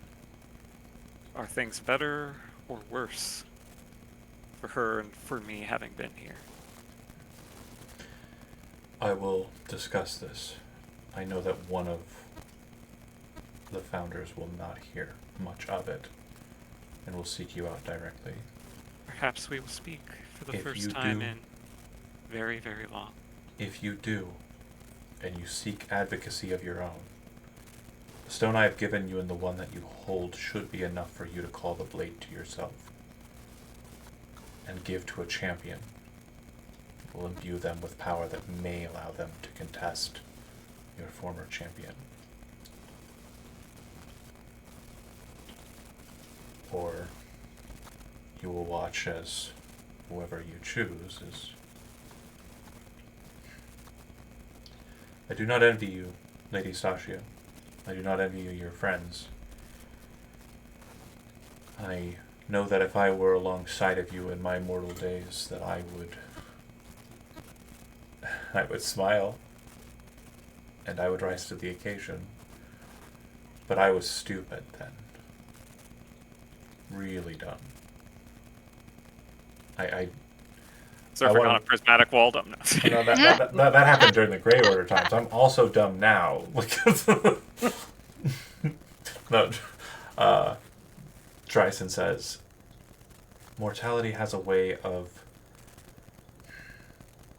causing the soul to rise above the body and sometimes leave it behind. So be ready for that.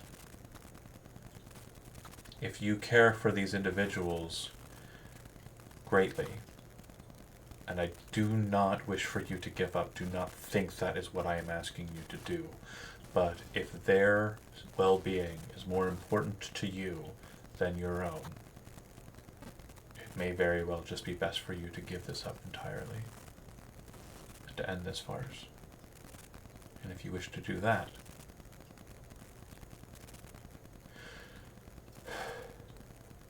he reaches to his belt and kind of pushes his robe aside, and you can see that there's a dagger seated at his belt.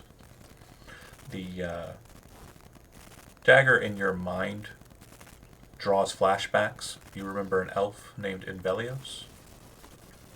You remember that this was the dagger that he wielded as he successfully wounded Alanusero from behind.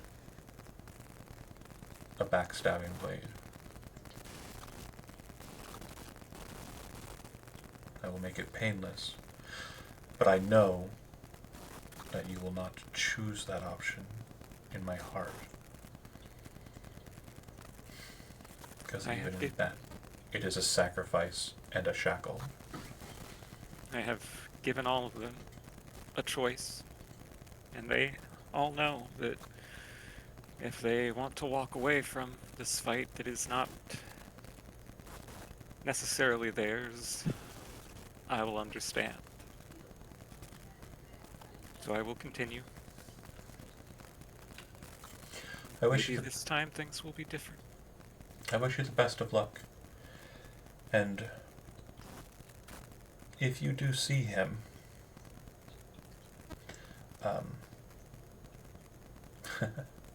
he kind of scratches his hand across his chest, and you remember that Dryson was quite heavily wounded by Alanusero in the earlier stages of the conflict. He says, just let him know I haven't forgotten. I show no malice, but I really don't know how I feel about it regarding. He is also very misunderstood. And then Castia will reach up and just brush his cheek lightly. Thank you. He nods. You see him reach to his robe, kind of lift up his sleeve, showing like the underrobe. There you see a gray order band. He grabs a hold of it, pulls it, and he ceases to exist. Oh, that's so cool. Damn. Castia will turn to everybody that she inadvertently ejected from our nice, Bubble. safe little bubble. As you all heard, the stakes are even more severe. Figured. You know where I stand.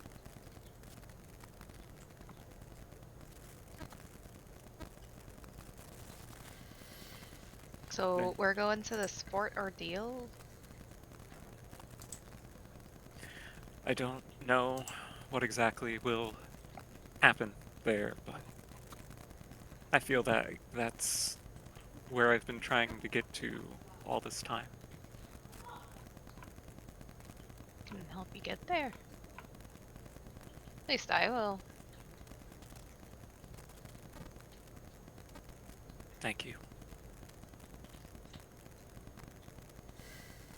This is to get to the one you love, yes?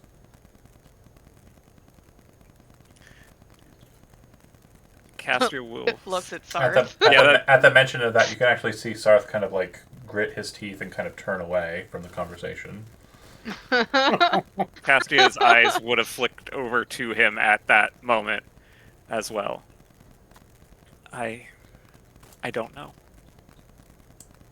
I only know that's where I feel like I am supposed to go. It's played by Jonah. What do you expect, Gino? Jeez. Gino said, Starting drama Orlando's out messy here. as fuck. Orlandus is straight to the point, though. Orlandus is very much like tactician. Like, he sees through the bullshit. Let's handle the business. Yeah. I'm But yeah, sorry. I don't I'm know. sorry.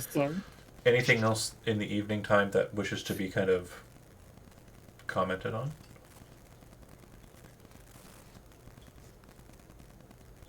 Fuck no, we're trying to sleep. Okay. Go ahead and get a long rest. You earned it. In the morning time, I assume we engine- get 100 million XP for Oh, beating yeah. War. No, honestly, if you want to simplify the process... Excuse me, bear with me here for a second. I'm going to check a thing. Uh-oh. Boop, boo, ba-doo-doo. Ba-doo-doo-doo. Lady of the Deep. You technically had a bunch of people around. Yeah. But But... they died. A lot of them did die. So Yes, we have a list. Yeah. And I checked it twice. I'm gonna say that you had again, a lot of them were non-combatants. So what I'm counting, in the sense that they were all acting towards kind of one specific goal and certain efforts. Yeah. Like the boat, I'm counting as 2 people for the like the entirety of the crew. I'm counting as 2 for the purposes of removal. Asilius and Kieran are kind of always above board, better than everybody. So there's 2 more, 4, plus the 6 that you have standard, so 10. So she's worth 90,000. So Dang. 9,000 experience apiece, I think. Yeah. Level 10, here I come. And that means I need to update Sarth, I think. Oh, also the quest experience for sealing it, which would be 5,000 apiece. Hey. Because you not only beat it, you also tricked it. So 9,000 and 5,000. 14,000, yeah. Okay, so 14,000. That's a level. If you got a level, go ahead and handle the business. Now, I'm going to let you folks know, with Ravik's removal, there's going to be less haranguing on the way to where you're going. So this will definitely loosen up the amount of storytelling that kind of remains. So I just want to make sure you understand that there was a little bit there. I think we can do. I'm short 400. Oof. You can have it. Just take it. I'm fine with it. I don't know how to know Actually- if I leveled up. I'm Is your sorry. little hammer red bubble glowing up at the top of your sheet? Oh, It was yeah. actually 300. It's glowing. It's like Yeah. boop boop boop. Click it, Okay. and then you can There level you your go, character. Kat. This is what I've been using to know if I leveled. That also helps. But yeah, the character mancer already kind of maths it. Oh, gotcha. If it starts flashing, it means that you've got a level. It's been flashing for me, even when I'm not like on that threshold. It did that for me whenever I was like building Duelist without the Yeah. system. Yeah. Which was annoying. I'm glad I got the Yeah. book. Oh my gosh. Well, I'm glad they that's released the book on Roll20. Jeez. Right. That was the reason you didn't have it. You have Yeah. the book. Yeah, I You own the just physical. didn't have the book. I bought a book that I didn't want because I wanted that book. I know. I remember. I went to Gen Con. I'm like, this is the book. And they're like, yeah, that's the book. And I'm like, okay. And then I walked away with it because there was a huge ass line. It was sweaty in Gen Con. And then I Yeah. looked at the book and I'm like, I already have this book. is the not Roll20 or not the D20 version. Yeah. Fuck. This is the Fantasy Flight Games just L5R version. Classic D10s. Well, no, they actually have dice that they made up of their own because Oh, Fantasy Flight Jesus. does. What are they called? Like they're the dice that companies make that you can only buy from them. It's annoying as shit. I don't like that. Proprietary dice. Proprietary dice. Thank you. The classic D11s. They're D12s and they're D6s, but they have fancy stuff on them, and I hate them. And I think I've lost most of them. Because I don't care and I don't play it. Oh, you got Unfortunately. Tiger Fuck 'em. Stance. Hell yeah. Unless they're sponsoring this, in which case I apologize. Nope. We're still being sponsored by Coca-Cola Coffee. What about Gamer Fart? No. Baja Blast? No? Can't get that either? Brent, good luck on Overwatch, buddy. I can now be a tiger mom Hey. because I got Tiger Stance. Oh, I yeah, can yell definitely real good. sponsored by... also currently being sponsored by Britain, just like the whole of Britain, I guess. Lewis All of is Britain. Lewis is Britain. Fucking God bankrolling my save ass. not queen, it's king now. The only reason I've still got okay. Photoshop. That shit is. You should get Clip Studio Paint. So I'll be honest, and I get it. well, they've got a new. Okay, so this is actually. So they have an AI thing Yeah. that it's not like an AI like you make your own AI picture, but like Yeah.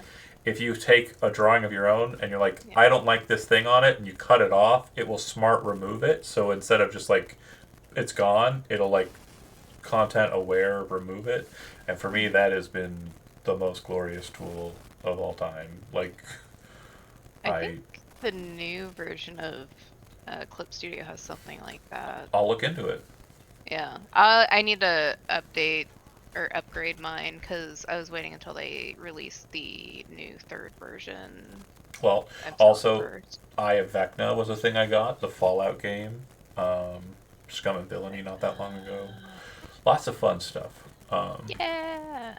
I know D&D 1's coming out in fall, and so I'll have a lot of upgrades to do then, I'm assuming. So we'll see about that. Nitro on Discord. Yeah, it's just all of this cool shit that we have in the community. Tom was like, I think I'm going to wait for Elden Ring to be on sale. I'm like, motherfucker, I will meet you halfway. I do not give a shit. Like, there are not many people who Are I you just playing be like, it? Are you gonna play it? are you gonna? If you play on PC, I mean, I will bankroll that, like with your own money, like. We can help Sherpa you through it, Yeah. Tom. We can do Played it it. a bunch on Xbox already, but I No. feel That like I doesn't should play cross over, yeah. with cool people. It's way cooler on. Play with us. I mean, you can play with Shedwards. I think he has it on Xbox. Never heard of him. I feel bad. I love Chris Edwards. I just sometimes roast him because he's like a little brother. So. Fucking stoner. Okay, so still leveling, right? I am level. So, a quick note. You can absolutely go 12 in a day on your skyship. Now that Vravik is gone, we need a new pilot. Yes, I can. I think my dex was as high as his. Yeah, Oh, we don't have We the were ship? tied. you have the skyship. You don't have the We boat have the boat. ship. We don't Not the have the boat. driver. For Oh the no, the ship. boat. So when it went like when the worm went like complete fire mode and like melt everything, turn the sand into glass, it Yeah. pile drive the back end of the ship, narrowly missing the explosives in the Oh. back. I have a And request. Yeah. For that, since it went through the back of the ship where all the gold was, can the glass like have like little veins of gold in it? I love it. Yes, absolutely. And also Yeah. like little veins of people because there were some people that were on the I group. mean, Veins of them too, but also gold. Like, Also gold. Yeah, that will be a Yeah. really interesting thing for a group to find, like, I don't know, in a Yeah, couple there's- years in, like, Yeah. this game. Or 80 to No, 100. no, in real life. I mean in real life. Oh. In canon, it'll probably... Oh, okay, yeah. Because the way I'm thinking it is, like, with D&D 1, I'm probably going to reset to, like, 80 years in the future. Oh, shit. People are gonna wander through, see a glass canyon with veins of gold running through it, In and the middle of people the like desert. And there's a boat. petrified, like Mount Vesuvius kind of stuff. Where And a boat. The fuck happened here? yeah, this looks. Come on, This does boat, not look like motherfucker. a good Sunday. What takes it over as a dungeon, though? One of the A many blue dragon. pieces. Holy that makes shit. sense. A blue That makes dragon. That makes sense. I like it. Or a red dragon, as in a red dragon tavern and inn, could make it a tourist attraction. Ooh, yeah. Oh, yeah. and then it Ooh. becomes a slide, like one of those like Like a redneck- slip and slide. There's just just a redneck people in it. slip and slide. It's like yeah, the the best. greatest mage of all time is just at the top, constantly casting create water. That's right. So it's like, this is my retirement plan. I Twin never still retire. create water. I'm immortal. Oh wait. The Heaven's Blessing brewery expanded. Oh, are we to a franchising? water park. Oh my god, is it going to be Heaven's Blessing versus Red Dragon? It's going to be like McDonald's and Burger King during the 90s. Yeah. It's going to be a Dollar General and just Family the Dollar. $2 stores Family across the Dollar. street from each Family other. Family Dollar and Dollar General. I don't. I Across know. the street Okay, so from I each know from Gijo and playing a game that's set in Texas that there are these places called Buc-ee's. Hell yeah, they are. What is their Buc-ee's competition? versus QT. Man, Bucky's Cute. ain't got no competition, okay? I mean that's fair. Okay, damn. But also, like I have- Oklahoma, we had QT, and that's as good as we got. I would just like to I don't know underscore either that of people those. have seen live It's fine. fit posting in action. It's like Easy Mart versus Valero over here. Oh. Because they're the ones that pop up everywhere. But Uh, Bucky's I guess it requires would be like, like 20 How to do acres it. and it's like bigger than a Walmart and yeah. better I think than a the Walmart closest to too. Buc-ee's would actually be Love's or a Loves Flying and Pilot. J. There you go, Loves and Pilot, because those two Yeah. are, okay. So then, yeah, that would be the Vendors. two. It would be the Red and they Dragon. always are on the same corner. Now, Love and Pilot, I think I know that one. Yeah, there Yeah, are you- those stops out on I-69 and stuff. Yeah. Yeah. I've never The big been to truck one. stops. Oh, they're fun. I like typically don't go to anything besides like gas stations, really. my favorite is Love's though, because they like their Oh, jerky. and They have Kroger. the dry jerky. I fuck with Kroger. Kroger is my jam. Are they sponsoring this stream? Kroger's jam. Yeah, it's Kroger. It's Coca-Cola coffee. Fucking rad. It's what was the one? Gamer farts. Yeah. I guess. Yeah, Oh no, yeah. I know what you're talking about. I haven't had that in a while. The can just sits there. Is it because you have real Baja Because I have Blast? the real thing, baby. Yeah! I got And my my wife husband a keeps- 12-pack of that too. She keeps Well, buying not it that for one. I me. got for, not. Aww. that's She's sweet. like, oh, I'm ordering an Amazon order. Do you want anything? I'm like, Baja Blast. She's like, no, I'm not getting you Baja Blast. It gets here. There's Baja Blast. I'm like, Oh, what? Oh, she does love She me. does. I did the same thing with our grocery order. It was I got him Baja Blast. That shit's nasty. I don't know what it is with guys in Baja Blast. It's the best. What the fuck's wrong with you? Yeah, Blatfield is about to die on All right, well, ceremony. Blathild explodes in the middle of the night because she figured out how to explode. She thought about it, explodes and she into a did. fountain of Baja Blast. She got Baja blasted. And every with weather it. I was noise. fucking good at Elizabeth. Baja Blasted. Cassia learned about her mother's transgression and was like, I loved you, but you must go. So, we're still leveling, right? I'm My good. roll 20 has just Shit. gave up on me. It's okay. Okay, I'm let probably me. not gonna do anything with my leveling stuff anyway. But Let's see if die. I can get it. I can probably Like I- make it happen. I was trying to do something and I don't even know what happened. I don't know how it works. Roll So 20 your half the time primal anyway. path has already been selected. I will move you from that to that, and then we're going to do this, and then apply changes, and then you are set. And then for level 10, you get a feature, and I have to go to my book real quick. Cat disappeared. Cat disappeared. You She's leveled back. her Oh, right out of wait. existence. God damn. Okay, she's back. Cat She didn't leave survived. the video, which impressive. It is impressive because it says Zoom quit unexpectedly. Oh, Huh. so she's about to. She's about to dip, yeah. Yeah. That is in, or not. There she is. Yeah, That's me. that's in Dirks. Resolve. No, it's not in Dirks. It's in Hedges. Why is it not working? Resolve. Virtual back. At 10th level, you gain Awesome Comeback, Oh, Ooh. okay. which says, at 10th level, your resolve makes you nearly unstoppable. When you would take damage from your delayed damage pool, you can instead choose to regain hit points equal to the damage that would be taken instead. Once you've used this ability, you can't use it again until you finish a short or long rest. Okay. Awesome comeback. I gave up on video. It gave up on me, so I'm giving up on it too. That's alright. It happens. I was like, okay, well the virtual background won't work. Then it's like, yeah, but you're not gonna move either. So, fine. It must be the storms acting positive. So go Oh. nuts. Could be. And then, Elizabeth, how are you on the leveling? Oh, I finished. Cool. I've And been, I've been done. Tom, you good? And I'm assuming Jonah, you're good. Gucci. How are we getting there? Magic. Sorry. Up and walk, I guess. Let's Well, see, we you- can You have the do skyship. 5 hexes a day. Mm-hmm. I think you said 12.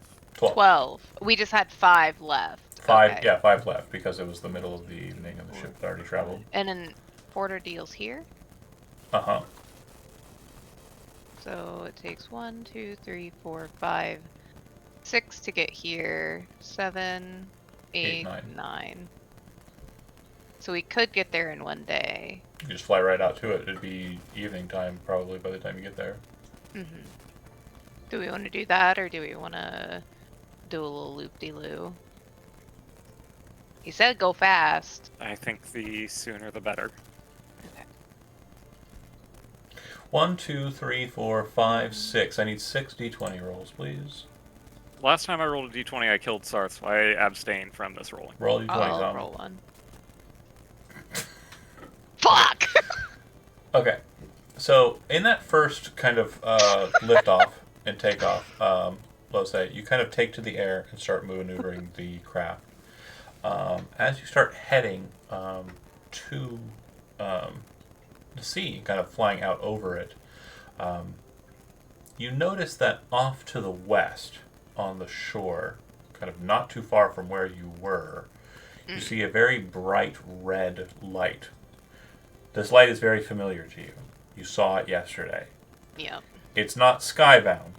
It doesn't look like it's like flying or anything. You just see it kind of brightly beaconing out. You see it pretty much where you were camping as you leave. That is the first hex. Second d20.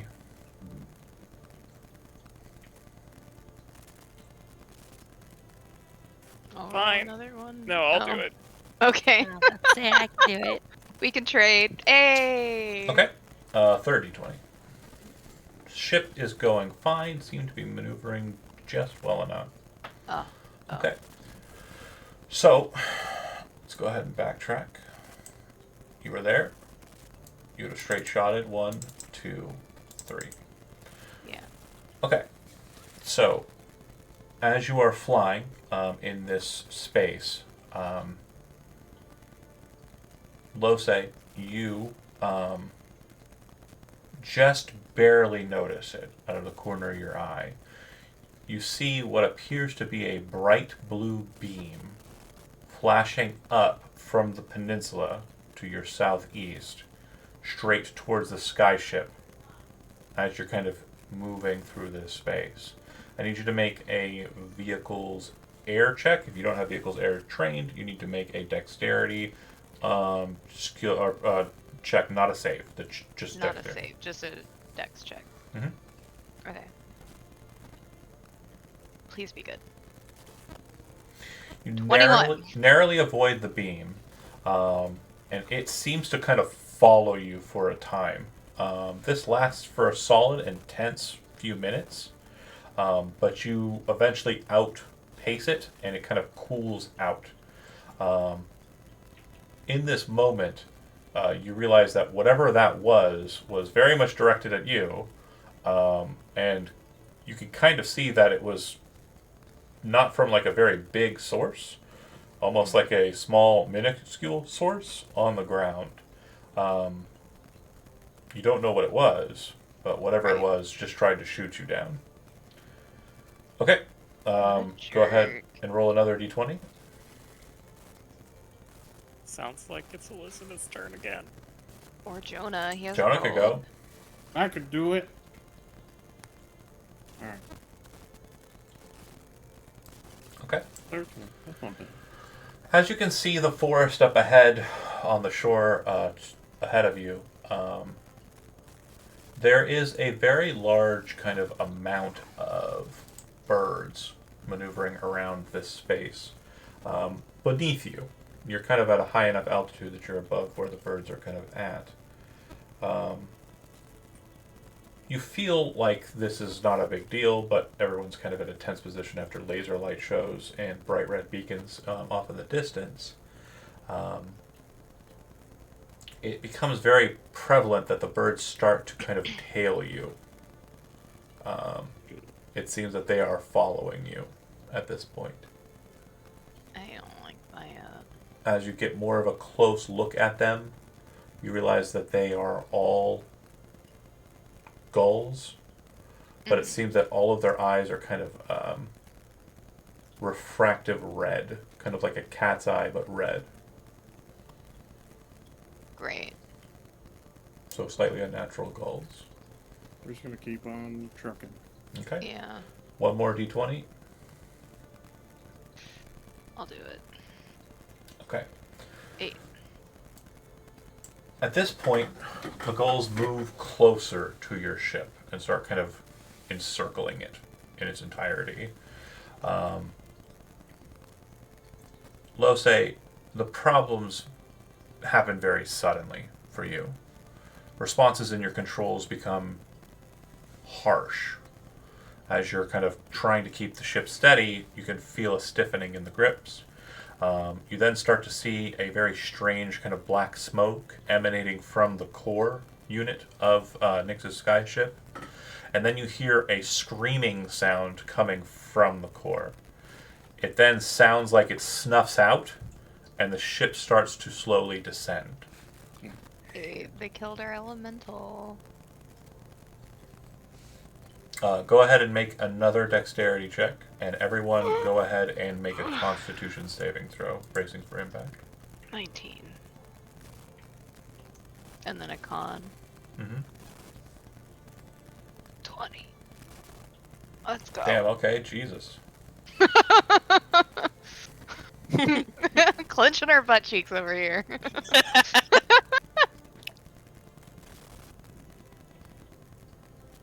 Okay.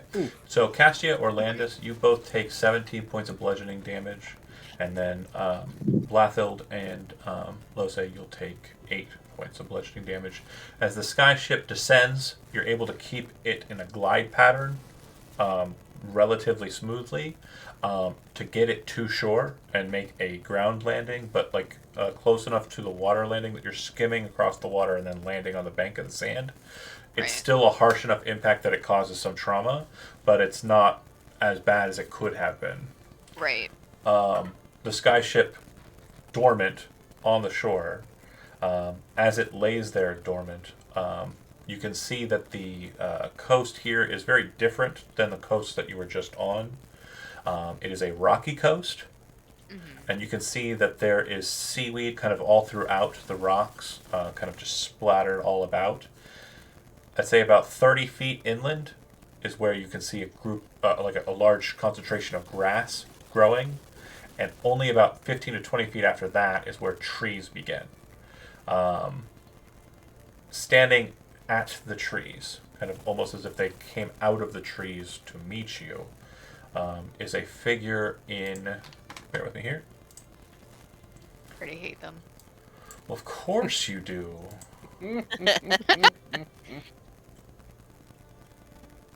Bear with me here.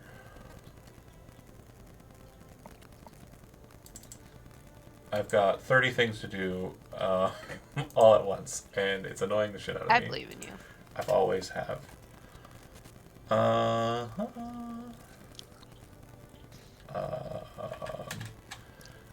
Hands.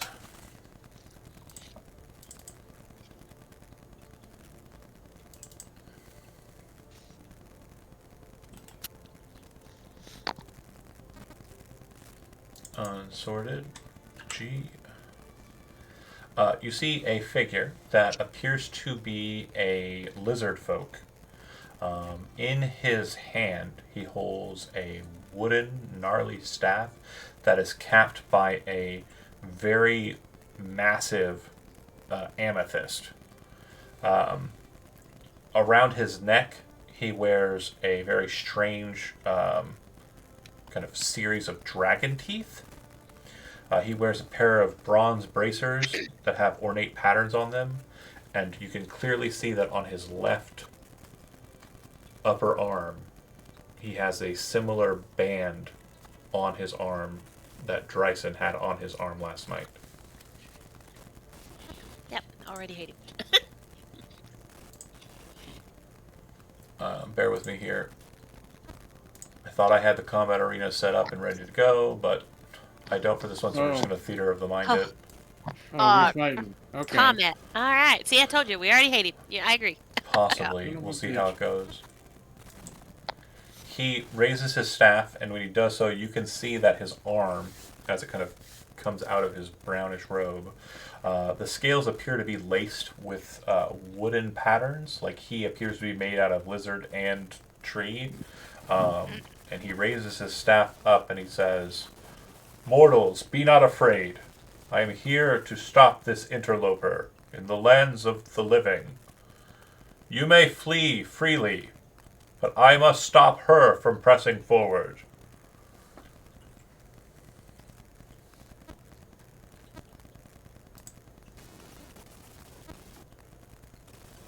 Har points to Castia. Yes, her. And Oh no, she's with us. oh, well, Did you think that she was like? no, forcing us to she. do I have to stop her. that? Oh, And he kind of, ugh. I mean, do you have to though? Well, that's what I was waiting here for, and what my friends helped me do. So yes, I would think so. I mean, we're just walking. Well, we were flying.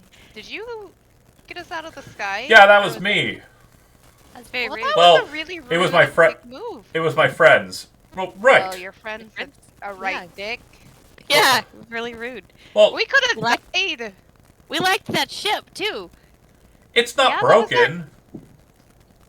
The elemental has just been put to sleep. That sounds like you killed Yeah, but we still crashed. Not forever. Oh. No, hold on, and he slams his staff. But like when he does so, it's slammed into like the loose stones in the grass, and you see it kind of shift, and he kind of like topples forward a little bit. He goes, no, hold on a second. I am here for very intent purposes. I have to stop her from going forward and have to return her to Tabernae. She's an interloper, a goddess. She's not supposed to be here. She's a girl. Yeah. No, I know, I see that, but she's also she can be both. I'm a lizard folk, but I'm also a tree. Oh, is that why your scales are kind of bark-like? Yeah. That's kind of neat. That's neat. Yeah. What I kind mean- of tree are you? Well, my name's Cypress. Oh, all right. That's a good name. Down here by the water too. Makes sense. You're kind of tall, like a cypress too, you know. Fair, yeah. But, okay, so, pleasantries aside, you're all very, very nice, and I'm sure she is too. And I don't want to harm any of you, but I do have to take her back with me. Oh, yeah. Well, she's not going anywhere with. We're sticking with her. Yeah. You see him kind of tapping his lizard foot on the ground. I don't want this to come to violence. I really don't want to have to be that guy. I mean, If I may. you've already shot us down out of the sky. Yeah. You're starting shit. Oh, yeah, Orlando's what? Okay, Cypress, you wish to take her out of this plane of existence, yes? well, no. Tabernae is, I guess it's close to this plane of existence. It's technically still the material plane, but not. So you're not actually taking her out of the material plane? It's complicated. But the point is, you do not want her here. Right, she Right. should be a Tabernae. Yeah, no. We were Didn't- trying to take her to where she wants to go, though.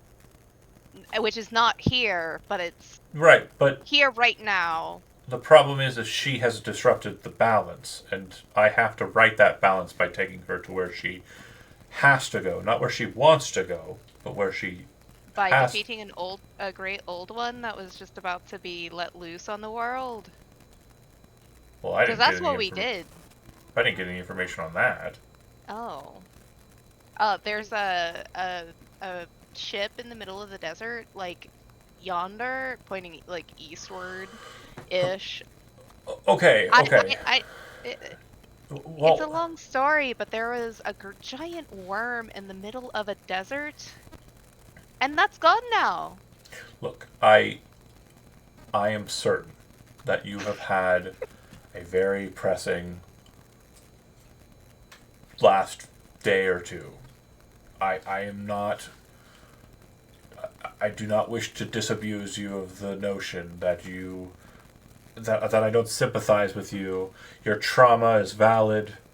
I completely Oh, I'm not understand. talking about the trauma. I'm talking about we and she helped get rid of a great old one. Right. And is that not bringing Look, some sort of balance wait. to... Okay, so I know I did knock you out of there, which was kind of a dick move. I agree. But I want to assure you that I did not kill your elemental. I simply put them to sleep. And you did a great job. Temporarily. You did a great job piloting the ship to land. So good job there. Had you crashed at sea, it would have been better. You would have been saved. I had plans to rescue you there, but you flew past that.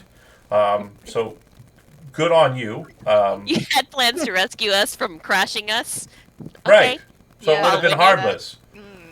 But the point is, Sounds fantastic. do you think that I am trying to bring you any harm? I mean, Yeah. obviously, problematic Did start, knock us out of sure. the sky. First, I mean, first glances, right. I get that problems. We're not starting on a good foot, but I am simply trying to remove a thing that wishes to cause problems for the mortal coil from the material plane. I know she's a teenager. They can all be problematic. I've had Yeah. several myself, and it's... Did you even ask her? She's though? fine. Like, She's you like the wanted least to do that? problematic You one see him that kind I've of ever... like lean to the Yeah. side and Yeah. start whispering. His mouth moving is very hard to read because he's a lizard folk and it's not a type of mouth you're used to seeing move. But he seems to be whispering something just off to the air next to him.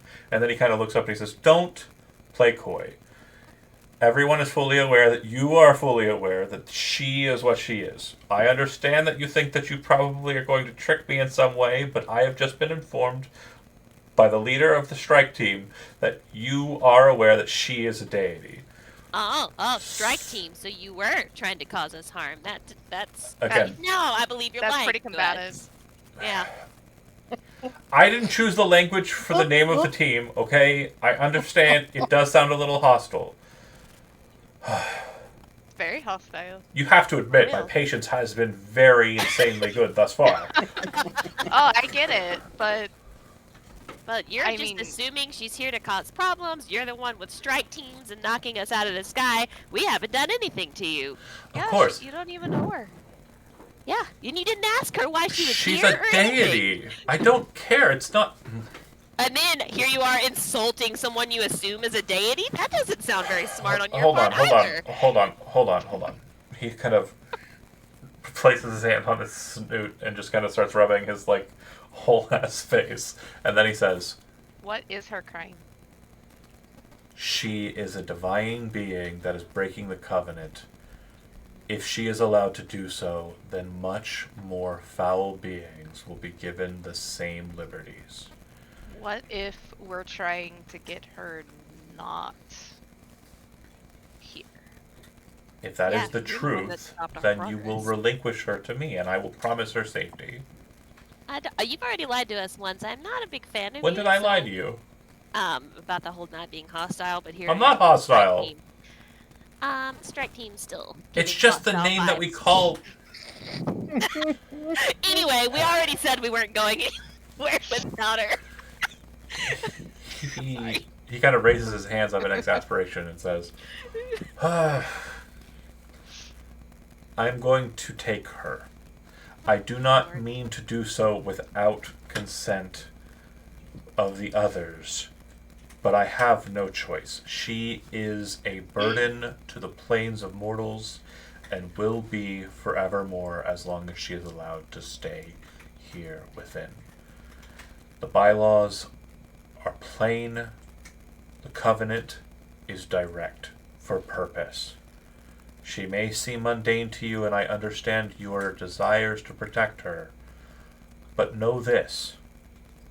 If she is a loud presence, so too are horrors beyond your imagination. Please. And he presses his fingers together, and as he does so, you watch as his back starts sprouting branches, and then his body starts to grow, like upwards, and the lizard scales kind of peel backwards.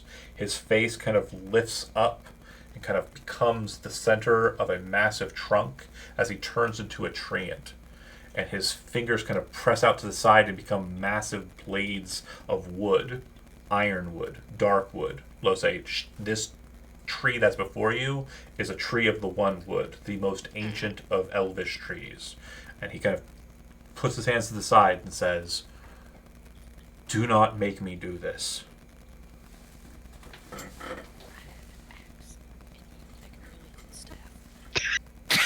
What? What did she say? I have an axe and you would make a really good staff. Okay, I gotta figure out a combat arena real quick. 'Cause I would just before like to we- point out that I did not influence the mortal realm at any point in that entire conversation, Yes, you so did this is not. slander. I have not said or done anything while all this is going on. No. You didn't ask where we were going. Hold on. You have, and you know you have. Don't even try to be cheeky. You Not in this instance. cheeky. I hear cheeky. I didn't do anything. They're here Foxton, because I of think why? that No, like They're here because of why? in this because instance, she's adorable. But they are here because of why? because Dryce showed But they up are and here told us because of told us why? to take. No, I But didn't why say are they that. here? The Grey But they Order are here showed because of up. why? A member of the Grey Order showed up and told But us they're to here go because there. of why? So who is influencing the mortal world? But the they're Grey here Order. because of why? Because the greatest mage that ever lived showed up and said that's where we should be going. But they're here because of why?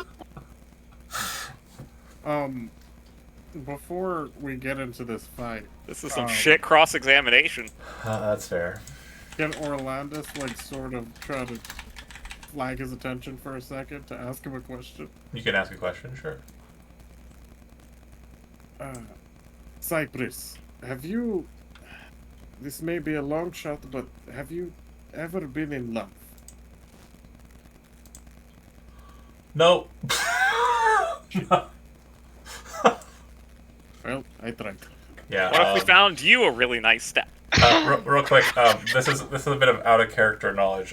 Cypress Oakhart was a character played by Zach Wilbur, who was shot off of an airship by his friends and died horribly, and who was later retconned into having grown into the forest he was launched into because he was a druid of the one wood, and so he became effectively a dryad, a super dryad. All of Who these is- fucking people being immortal, surviving death, and I'm the problem. He's not surviving death. He's just living longer. It sounds like he changed the course of events in And the the mortal Great realm. Order Sounds does not stay like- in the mortar realm. They do not have agency here other than to stop people like you. So, What do you mean, well, like you? Yeah, what do you mean people like you? people who are breaking the law. You know what you did. You know what you did. I love how you're trying to morally change it. And this map, It's working. this It map, is, we're doing so well. this map I'm moving us to. I want to note there is no boat over there. That does not exist, and the sand is not sand. It's more rocky, but it's all I got. I don't know. I see a boat and sentinel. Just kidding. It's what I got. Goddamn cops. Yeah, they are 100% that. That is correct. Breaking whose law? Breaking the law you wrote, sir. Not me, but me. But also you. Do as I say, not as I do. Right. You're goddamn champion. Oh wait, Sarth. I mean, this is as much Castia's fault as it is anyone else's. Why do you keep saying such hurtful lies? We were just trying to go to a cute little fort Hold on, wait. Let and take me her find the to Pretty perfect much- gift. Everything that has happened the foul since we beast. picked back up has been because somebody else told us to do something. Yeah. True. We need to stop following directions. There we go. I was asked, I was told to help deal with the worm. I was told to go here. I've already finished the argument. With one gift. I posted, for those watching at home, I posted the Eric Andre gif of him saying, "Why would you say something so controversial, yet so brave?" And that settles it. So on to it. As you kill Zach Wilbur's character, It's okay. I can bully him in real you life can't too. kill him. He can't die. Oh. Jesus, No, this no. is I'm not gonna be rough. saying kill. I said we're bullying him. Fair. I'm about to say, oh, so he can't die, so he is immortal, and that is a problem. So the real quick, out of character reference. I know you guys are doing it for the lulz, but I just want to make sure, because sometimes jokes go too far and aren't understood. I just want to make sure it's clear. The Great Order are immortal, but are ripped from the mortal plane because of that, so that they can keep the balance and not cause problems. They are basically given a choice: join us, or we remove you from the equation. So yeah, Oh man, it it's. sounds like this is causing some fucking problems. But okay, Sounds a I lot got like you. boats. I understand you're doing the bit, and I'm okay with it. I just want to make sure it is very clear that you are wrong. Okay, so But what if? everybody, But- feel free to. But if you look at it from a different perspective, You're still wrong. I Does think we should have a everyone poll. wanna take I'm just my saying. initiative? we should have a poll. Okay, yeah, sure. I'll take it. Alright, Can we do polls in Discord? Is that a thing? Yeah, we can. Yeah, you I can think do there is, poll. yeah. I put one in Then at one point, and then nobody voted in it. yeah. I just Does don't this go in remember lore it. dump or this might This have might my have discussion? fan club, yeah. Fan club. Fan club. Alright, so these two things happen. After initiative as well.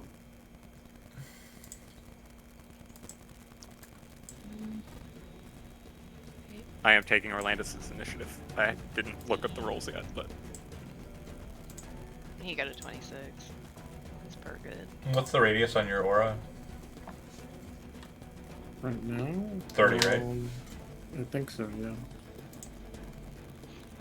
Let me check, tactical presence. Commanding presence. Yeah, 30 feet. Anybody else taking Orlandis' initiative? But it didn't look like anybody rolled, did they? Yeah, so everybody's I taking haven't. everybody's taking Orlandis', I guess. Are you, Elizabeth? Yeah. I was the first one to say That's a that. pretty was- good roll. Yeah, 26 is great. Sarth, obviously. So, So everybody just gets manual added. what does the boy roll? Or You know, it's gonna be bad. what does the tree roll? What does the tree roll? Nope. No, gonna send his there's ass no back sound. to It's the a Lorax. tree, Jonah. Wake the fuck up, dude. If a tree falls in the woods and no one's there to hear it, does it do 10d10 damage to you? Yeah, it does. Orlandis, you get to order them, so tell me how you want it.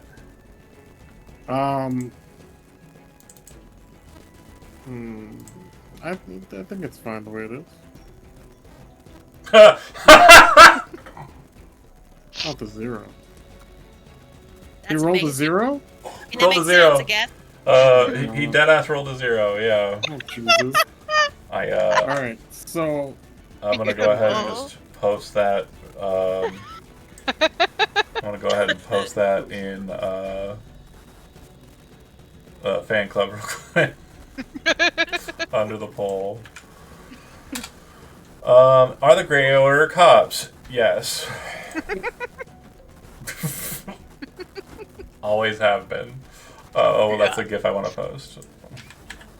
I love all the little piggy emotes too. It's fantastic. Or like reactions, not emotes. Reactions. Okay.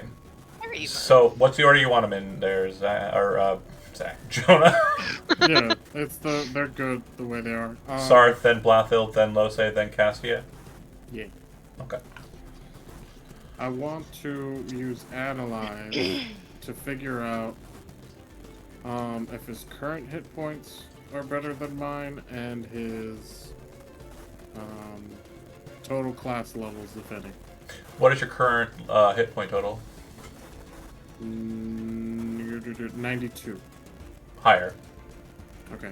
And his total class level is hard because he's currently in a wild shape. So I will say yes. I will allow for you to see past the position of wild shape. His class level is 20. I'm just going to say it out loud. All right. But his current state, he is in a wild shape, which means that he's not exhibiting all of his features. Alright, gotcha. So I'm going to... And I'm going to change the color of your bubble because that is too much like the ocean. I fucked up. Let's go with that. That's better, slightly. What? I'm about to say that's too much like the sand now, but okay. Okay. Let's go with what's your favorite color? Pink. No. Pink. Ready up to speak. I hate pink. But that is seeable. It's contrast. It is I'm gonna definitely move. that. Much Contrasting more colors are cool. I'm gonna move my movement speed because that's what Battlefront Shift allows me to do. And hold on, I gotta do a thing with Sarth real quick.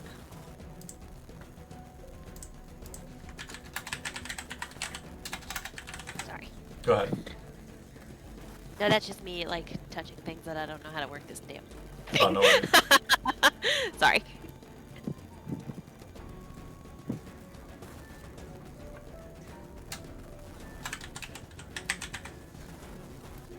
What are we For my doing, Jonah? turn, I'm going to try and convince this tree. To make like a tree and leaf. Yes. Yes, God and dang it! Yes. So good. if you were to take her to a different place, would it be okay if we can take her to the Shadowlands? So she won't be here? She must stand before the Grey Order for her transgression of the Covenant. The tree face kind of turns to you, and you can actually see it has kind of like a reptilian-like structure to the wood.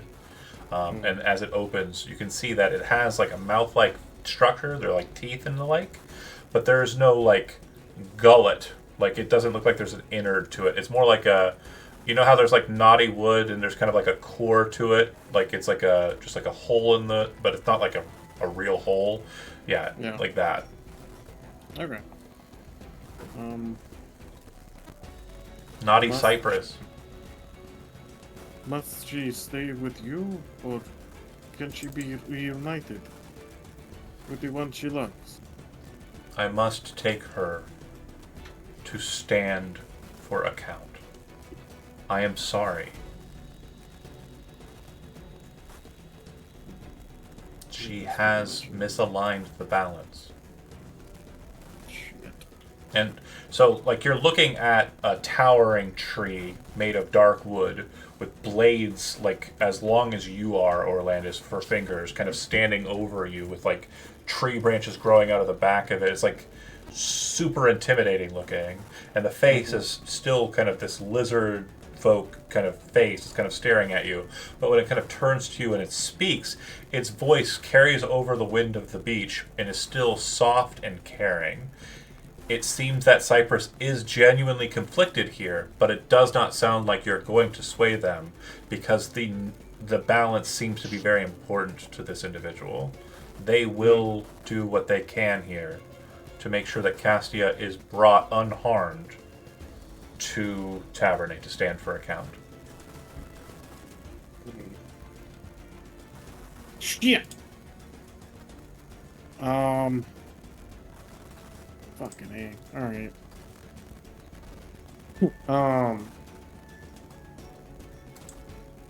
I'm conflicted too. Because, like, it would be the right thing to do for the world to let Castia be taken, but it's the wrong thing to do for friendship. Yeah, so there's a problem that you're kind of coming on here, right? So you're a lawful good character, right? Mm-hmm. Lawful says hand her over because the law has come here. The cops are here, right? But the good part of you is you understand that the good thing that's true here is Castia needs to make it through to a point where she can be free. She is just a girl. She is someone who's been kind of foisted with this responsibility and doesn't deserve it. So at this point, you're kind of the line in the sand has been drawn. It's good over law, or it's law over good for you, Orlandis. And in all honesty, as it stands, you've already sworn yourself and fought against Great Old Ones for her. There's no reason why you would shift gears now. Yeah, that's true. If, Okay. if backing down from very powerful things was something you were going to be doing, that ship has sailed, had a fucking worm driven through it, and Crashed by evil seagulls. right, also crashed by evil seagulls. They weren't evil seagulls. They had red glowing eyes. They were not red glowing eyes. That's evil coded. They were not They evil hurt our coded. They were just summons. For now, that's gonna be his turn. No, that's gonna be it for him for now. Okay. Orlandis, do you want to take the dodge action to be defensive? Yeah. Or actually, your action was trying to persuade. Oh yeah. Alright, so then yeah, I'll just chill. Sarth is going to stand with Castia and hold a protective posture. And I'm assuming that everyone I dropped them all on, like, kind of spaces, but they didn't really hit. Oh, I see what's happening here. The grids are wrong! The grids are wrong. Should have used my beach map. Yeah, I should have used your beach map. This was from a long time ago, like before a lot. This is a very old Sheipaku map, which this was from. To give you context, this was from the very early portions of Dead of Ages Past. This was a possible random encounter for outside of Rostagar City. I was like, Yeah. I need a beach map. Random beach map, and I looked in my archive. I'm like, I'll throw that in. And so apparently, I was very bad at map making in 2017. So It okay. here we are. I apologize if the grid does not match up perfectly with where you're standing. It okay. I can make it even more confusing. In a riot. Don't do that. Don't make it more confusing. Yeah, that's not necessary. I'm plenty confused. Oh, are you gonna put a grid over it? Don't do.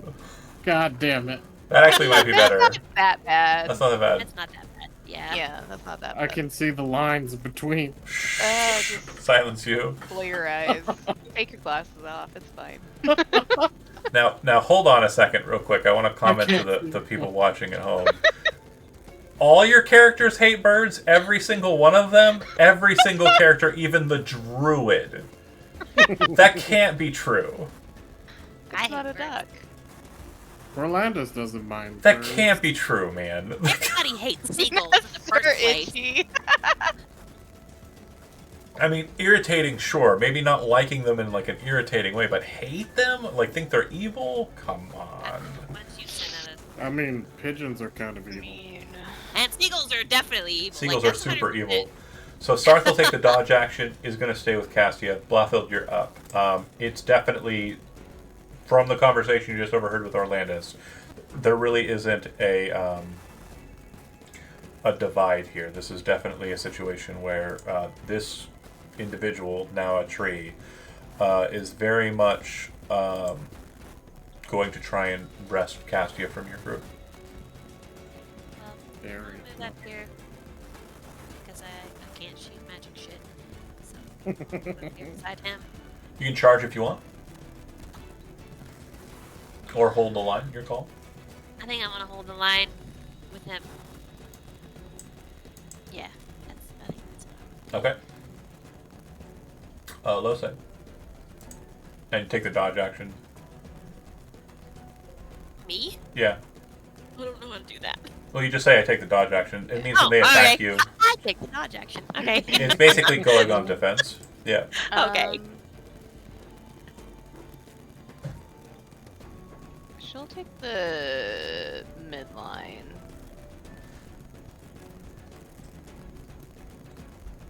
And then, You would know that treants will basically ignore your non-magical bow. yeah. That's, Ooh, I have That's magical fair. flame sword.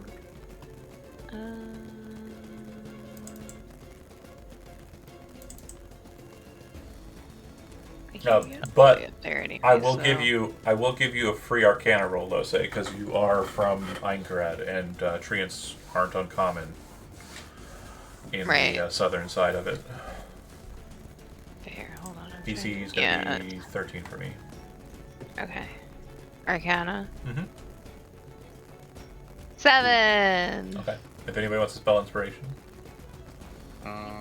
I never got it. Okay. You have mine. I Alright, was so I'll- never given an inspiration. Well, I'm very inspirational with my bullshit, okay? right. So there you go. You can have mine. Well, then, if you're giving yeah, her I'll- inspiration, then you would know that treants are going to be resistant to bludgeoning, piercing, and slashing of all kinds. Period. But they are vulnerable to fire. Oh, what if it is a... Even if it's magic, oh. if that was your question.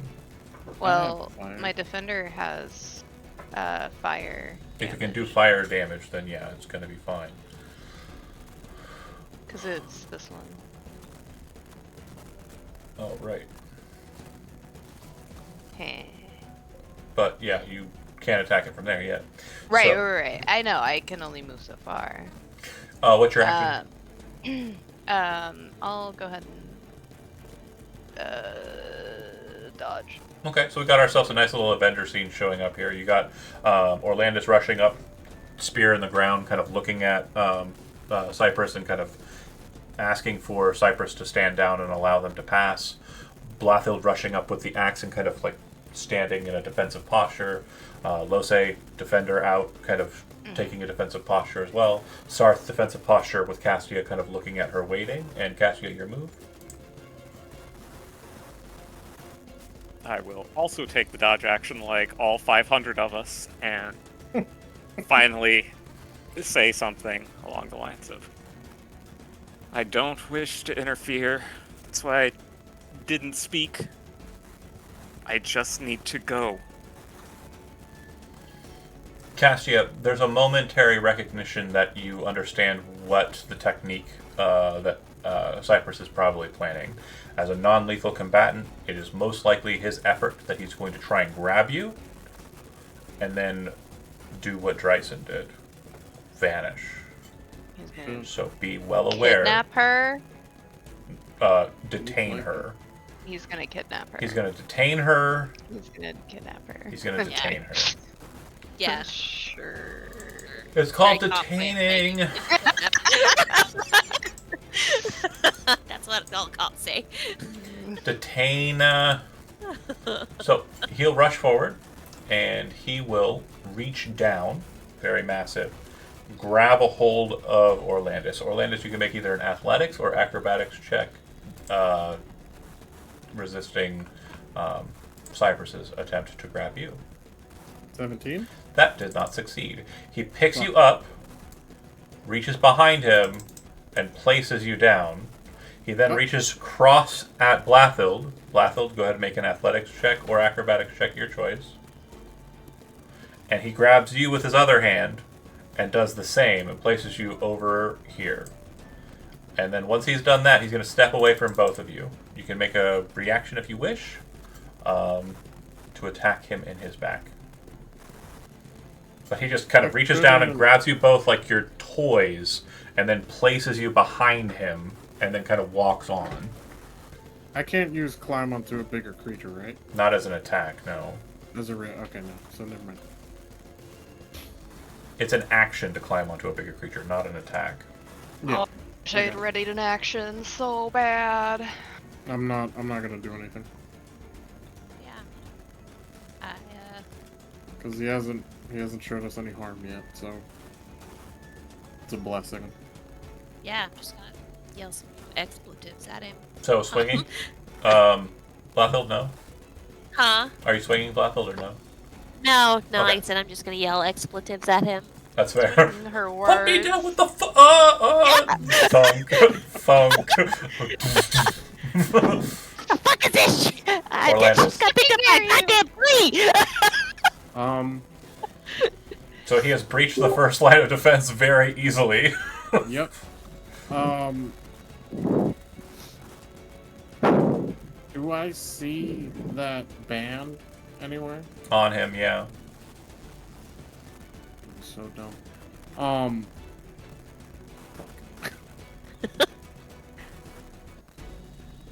This is gonna be so horrible. Can I? Is it reachable from the ground, or do I have to climb So, up a on it? real quick note, and this is very fun for rewinding back to the ages of old. Yeah, You I'm are having an epic game flashback. I'm having a flashback as well. This is not as traumatizing.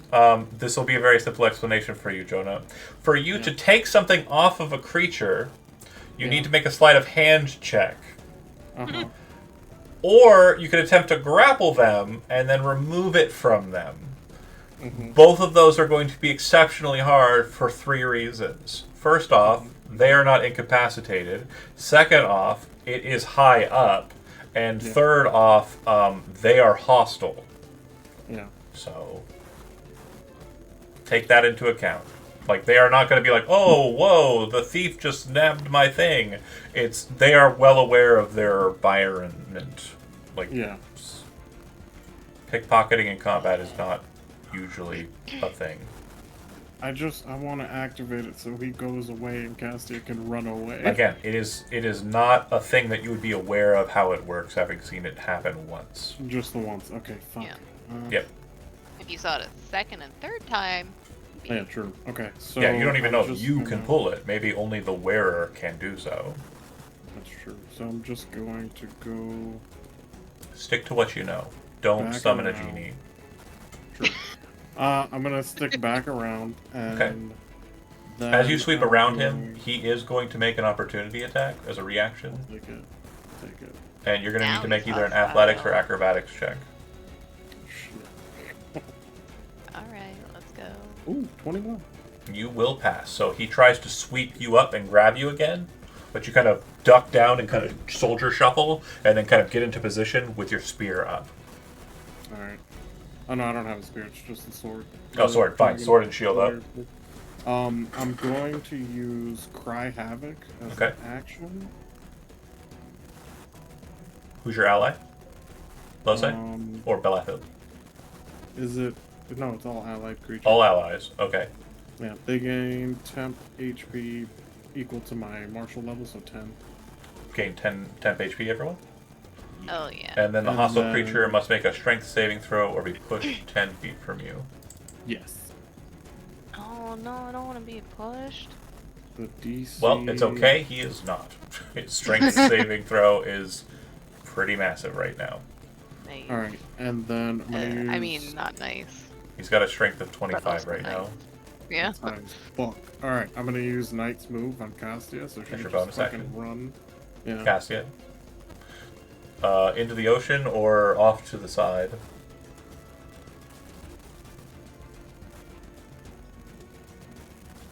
I'm debating what I want to do after moving, and that's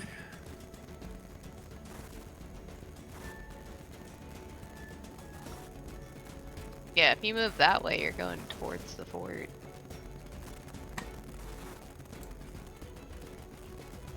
fair. Okay.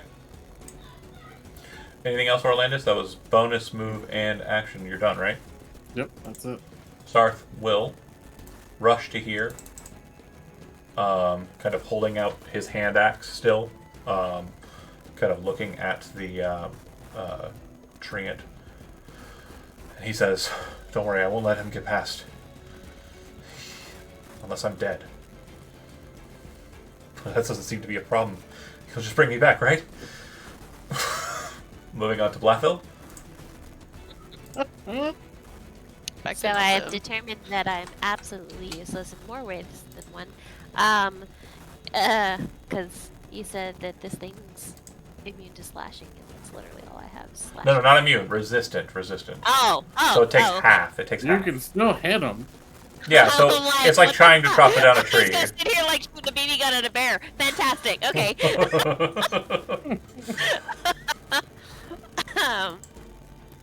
Then I guess I would like to like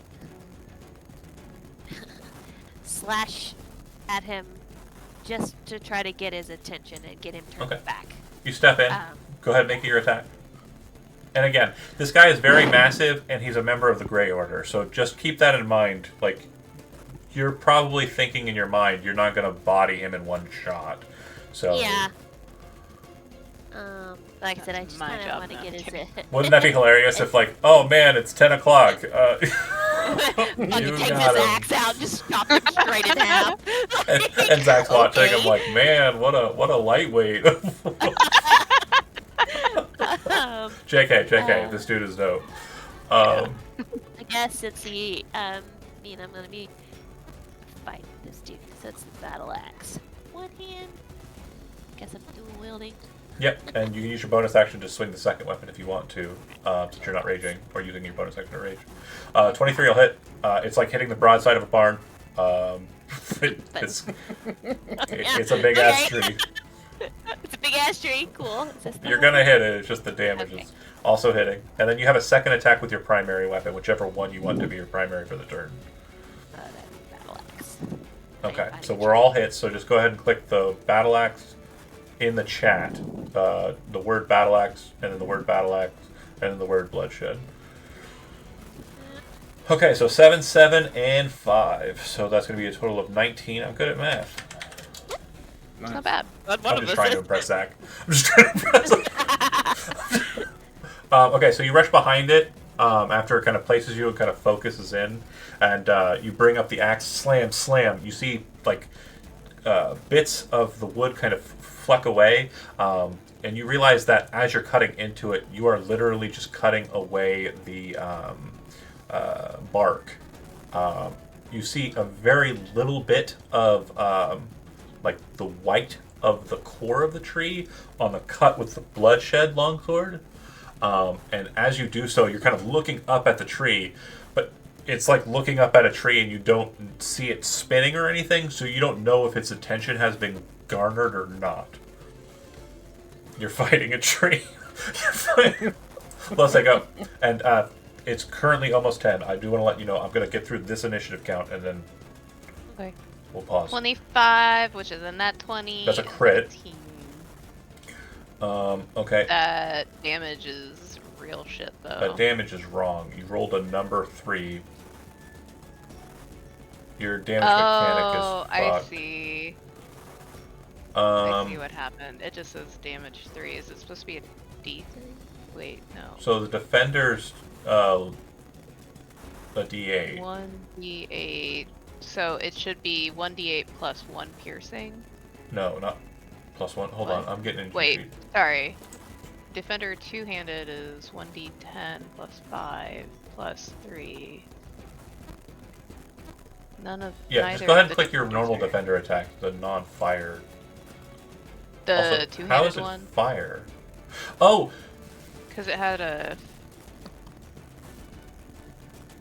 no.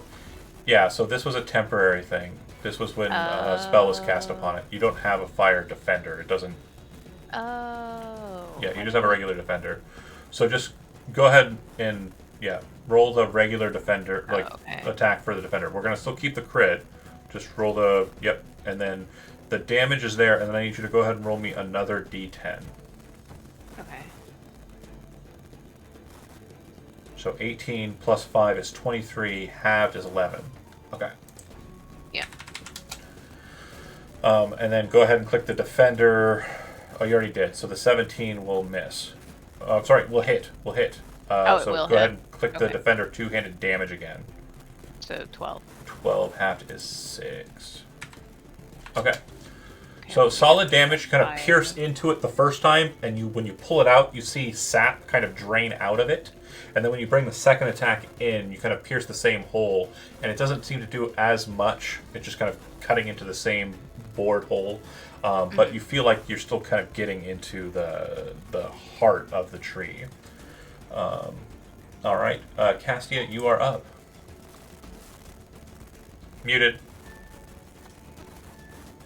No, I was still thinking whether or not I'm actually going to do this. Uh-oh. I mean, it is 10 o'clock, so I guess we'll end on a nice dramatic moment. Castia will pull out both rune stones Oh, Okay. shit. and say, I will not go to Tabernet, but perhaps if I am to be judged, we can do it here. When you put the two together, it summons the Black Blade. At this point, you cannot wield it. It is a great sword. You do not have proficiency in it, which means you cannot gain its function. You can pass the weapon to someone who can wield a great sword. You can do so now as a free action to anyone who's adjacent to you. Sarth. Sarth looks back at it as it manifests, and you see his eyes alight, and there's a familiarity in his eyes that you don't understand right now, but you strangely feel comforted by. When you hand him the sword, he drops the hand axe, it just thuds into the sand, and he takes the rune blade and turns and looks back towards the tree and kind of walks into cool kid stance. Solid. So, yeah, it does. You may have misapprehended that. It just summons the sword, not. I know it summons the sword, but it's also going to bring somebody else's The attention. boy will probably be along the way. Yep. But we have chosen our champion. Treant time. So, seeing the blade appear, he kind of turns and looks, and the little lizard face in the tree kind of shakes. She continues to disobey. And he looks to everyone around him, and he will reach into the crown of his treeness, and Please indicate that as clearly as possible. seemingly pull out a strange-looking like cluster of rock and stone, and hurl it straight at Castia. Jesus. What a dick. A dick, indeed. Does a 20 hit you? Yes. Okay. You take 26 bludgeoning damage. You are thrown back 5 feet and knocked prone. In the water. In the water. As the rock flies through the air, you see Sarth's face kind of like, in desperation, kind of look at it, pass him. He doesn't duck to dodge it. He's like standing in its way, but it like snipes past him and slams into Castia, just dropping her into the water. Blathild, as the tree kind of shifts to throw the rock, you can see that it just did that. And I assume that you and Sarth's faces immediately go like beet red as you both have the same kind of hatred fill your hearts. Is that fair? Yeah. All right, and that's where we'll end the rage! story for tonight. I'm assuming that we're both going to be doing the same thing on our turns. Thanks for watching those that did, and we will see you next Friday as we continue the fight versus the Grey Order. Bye. See you then.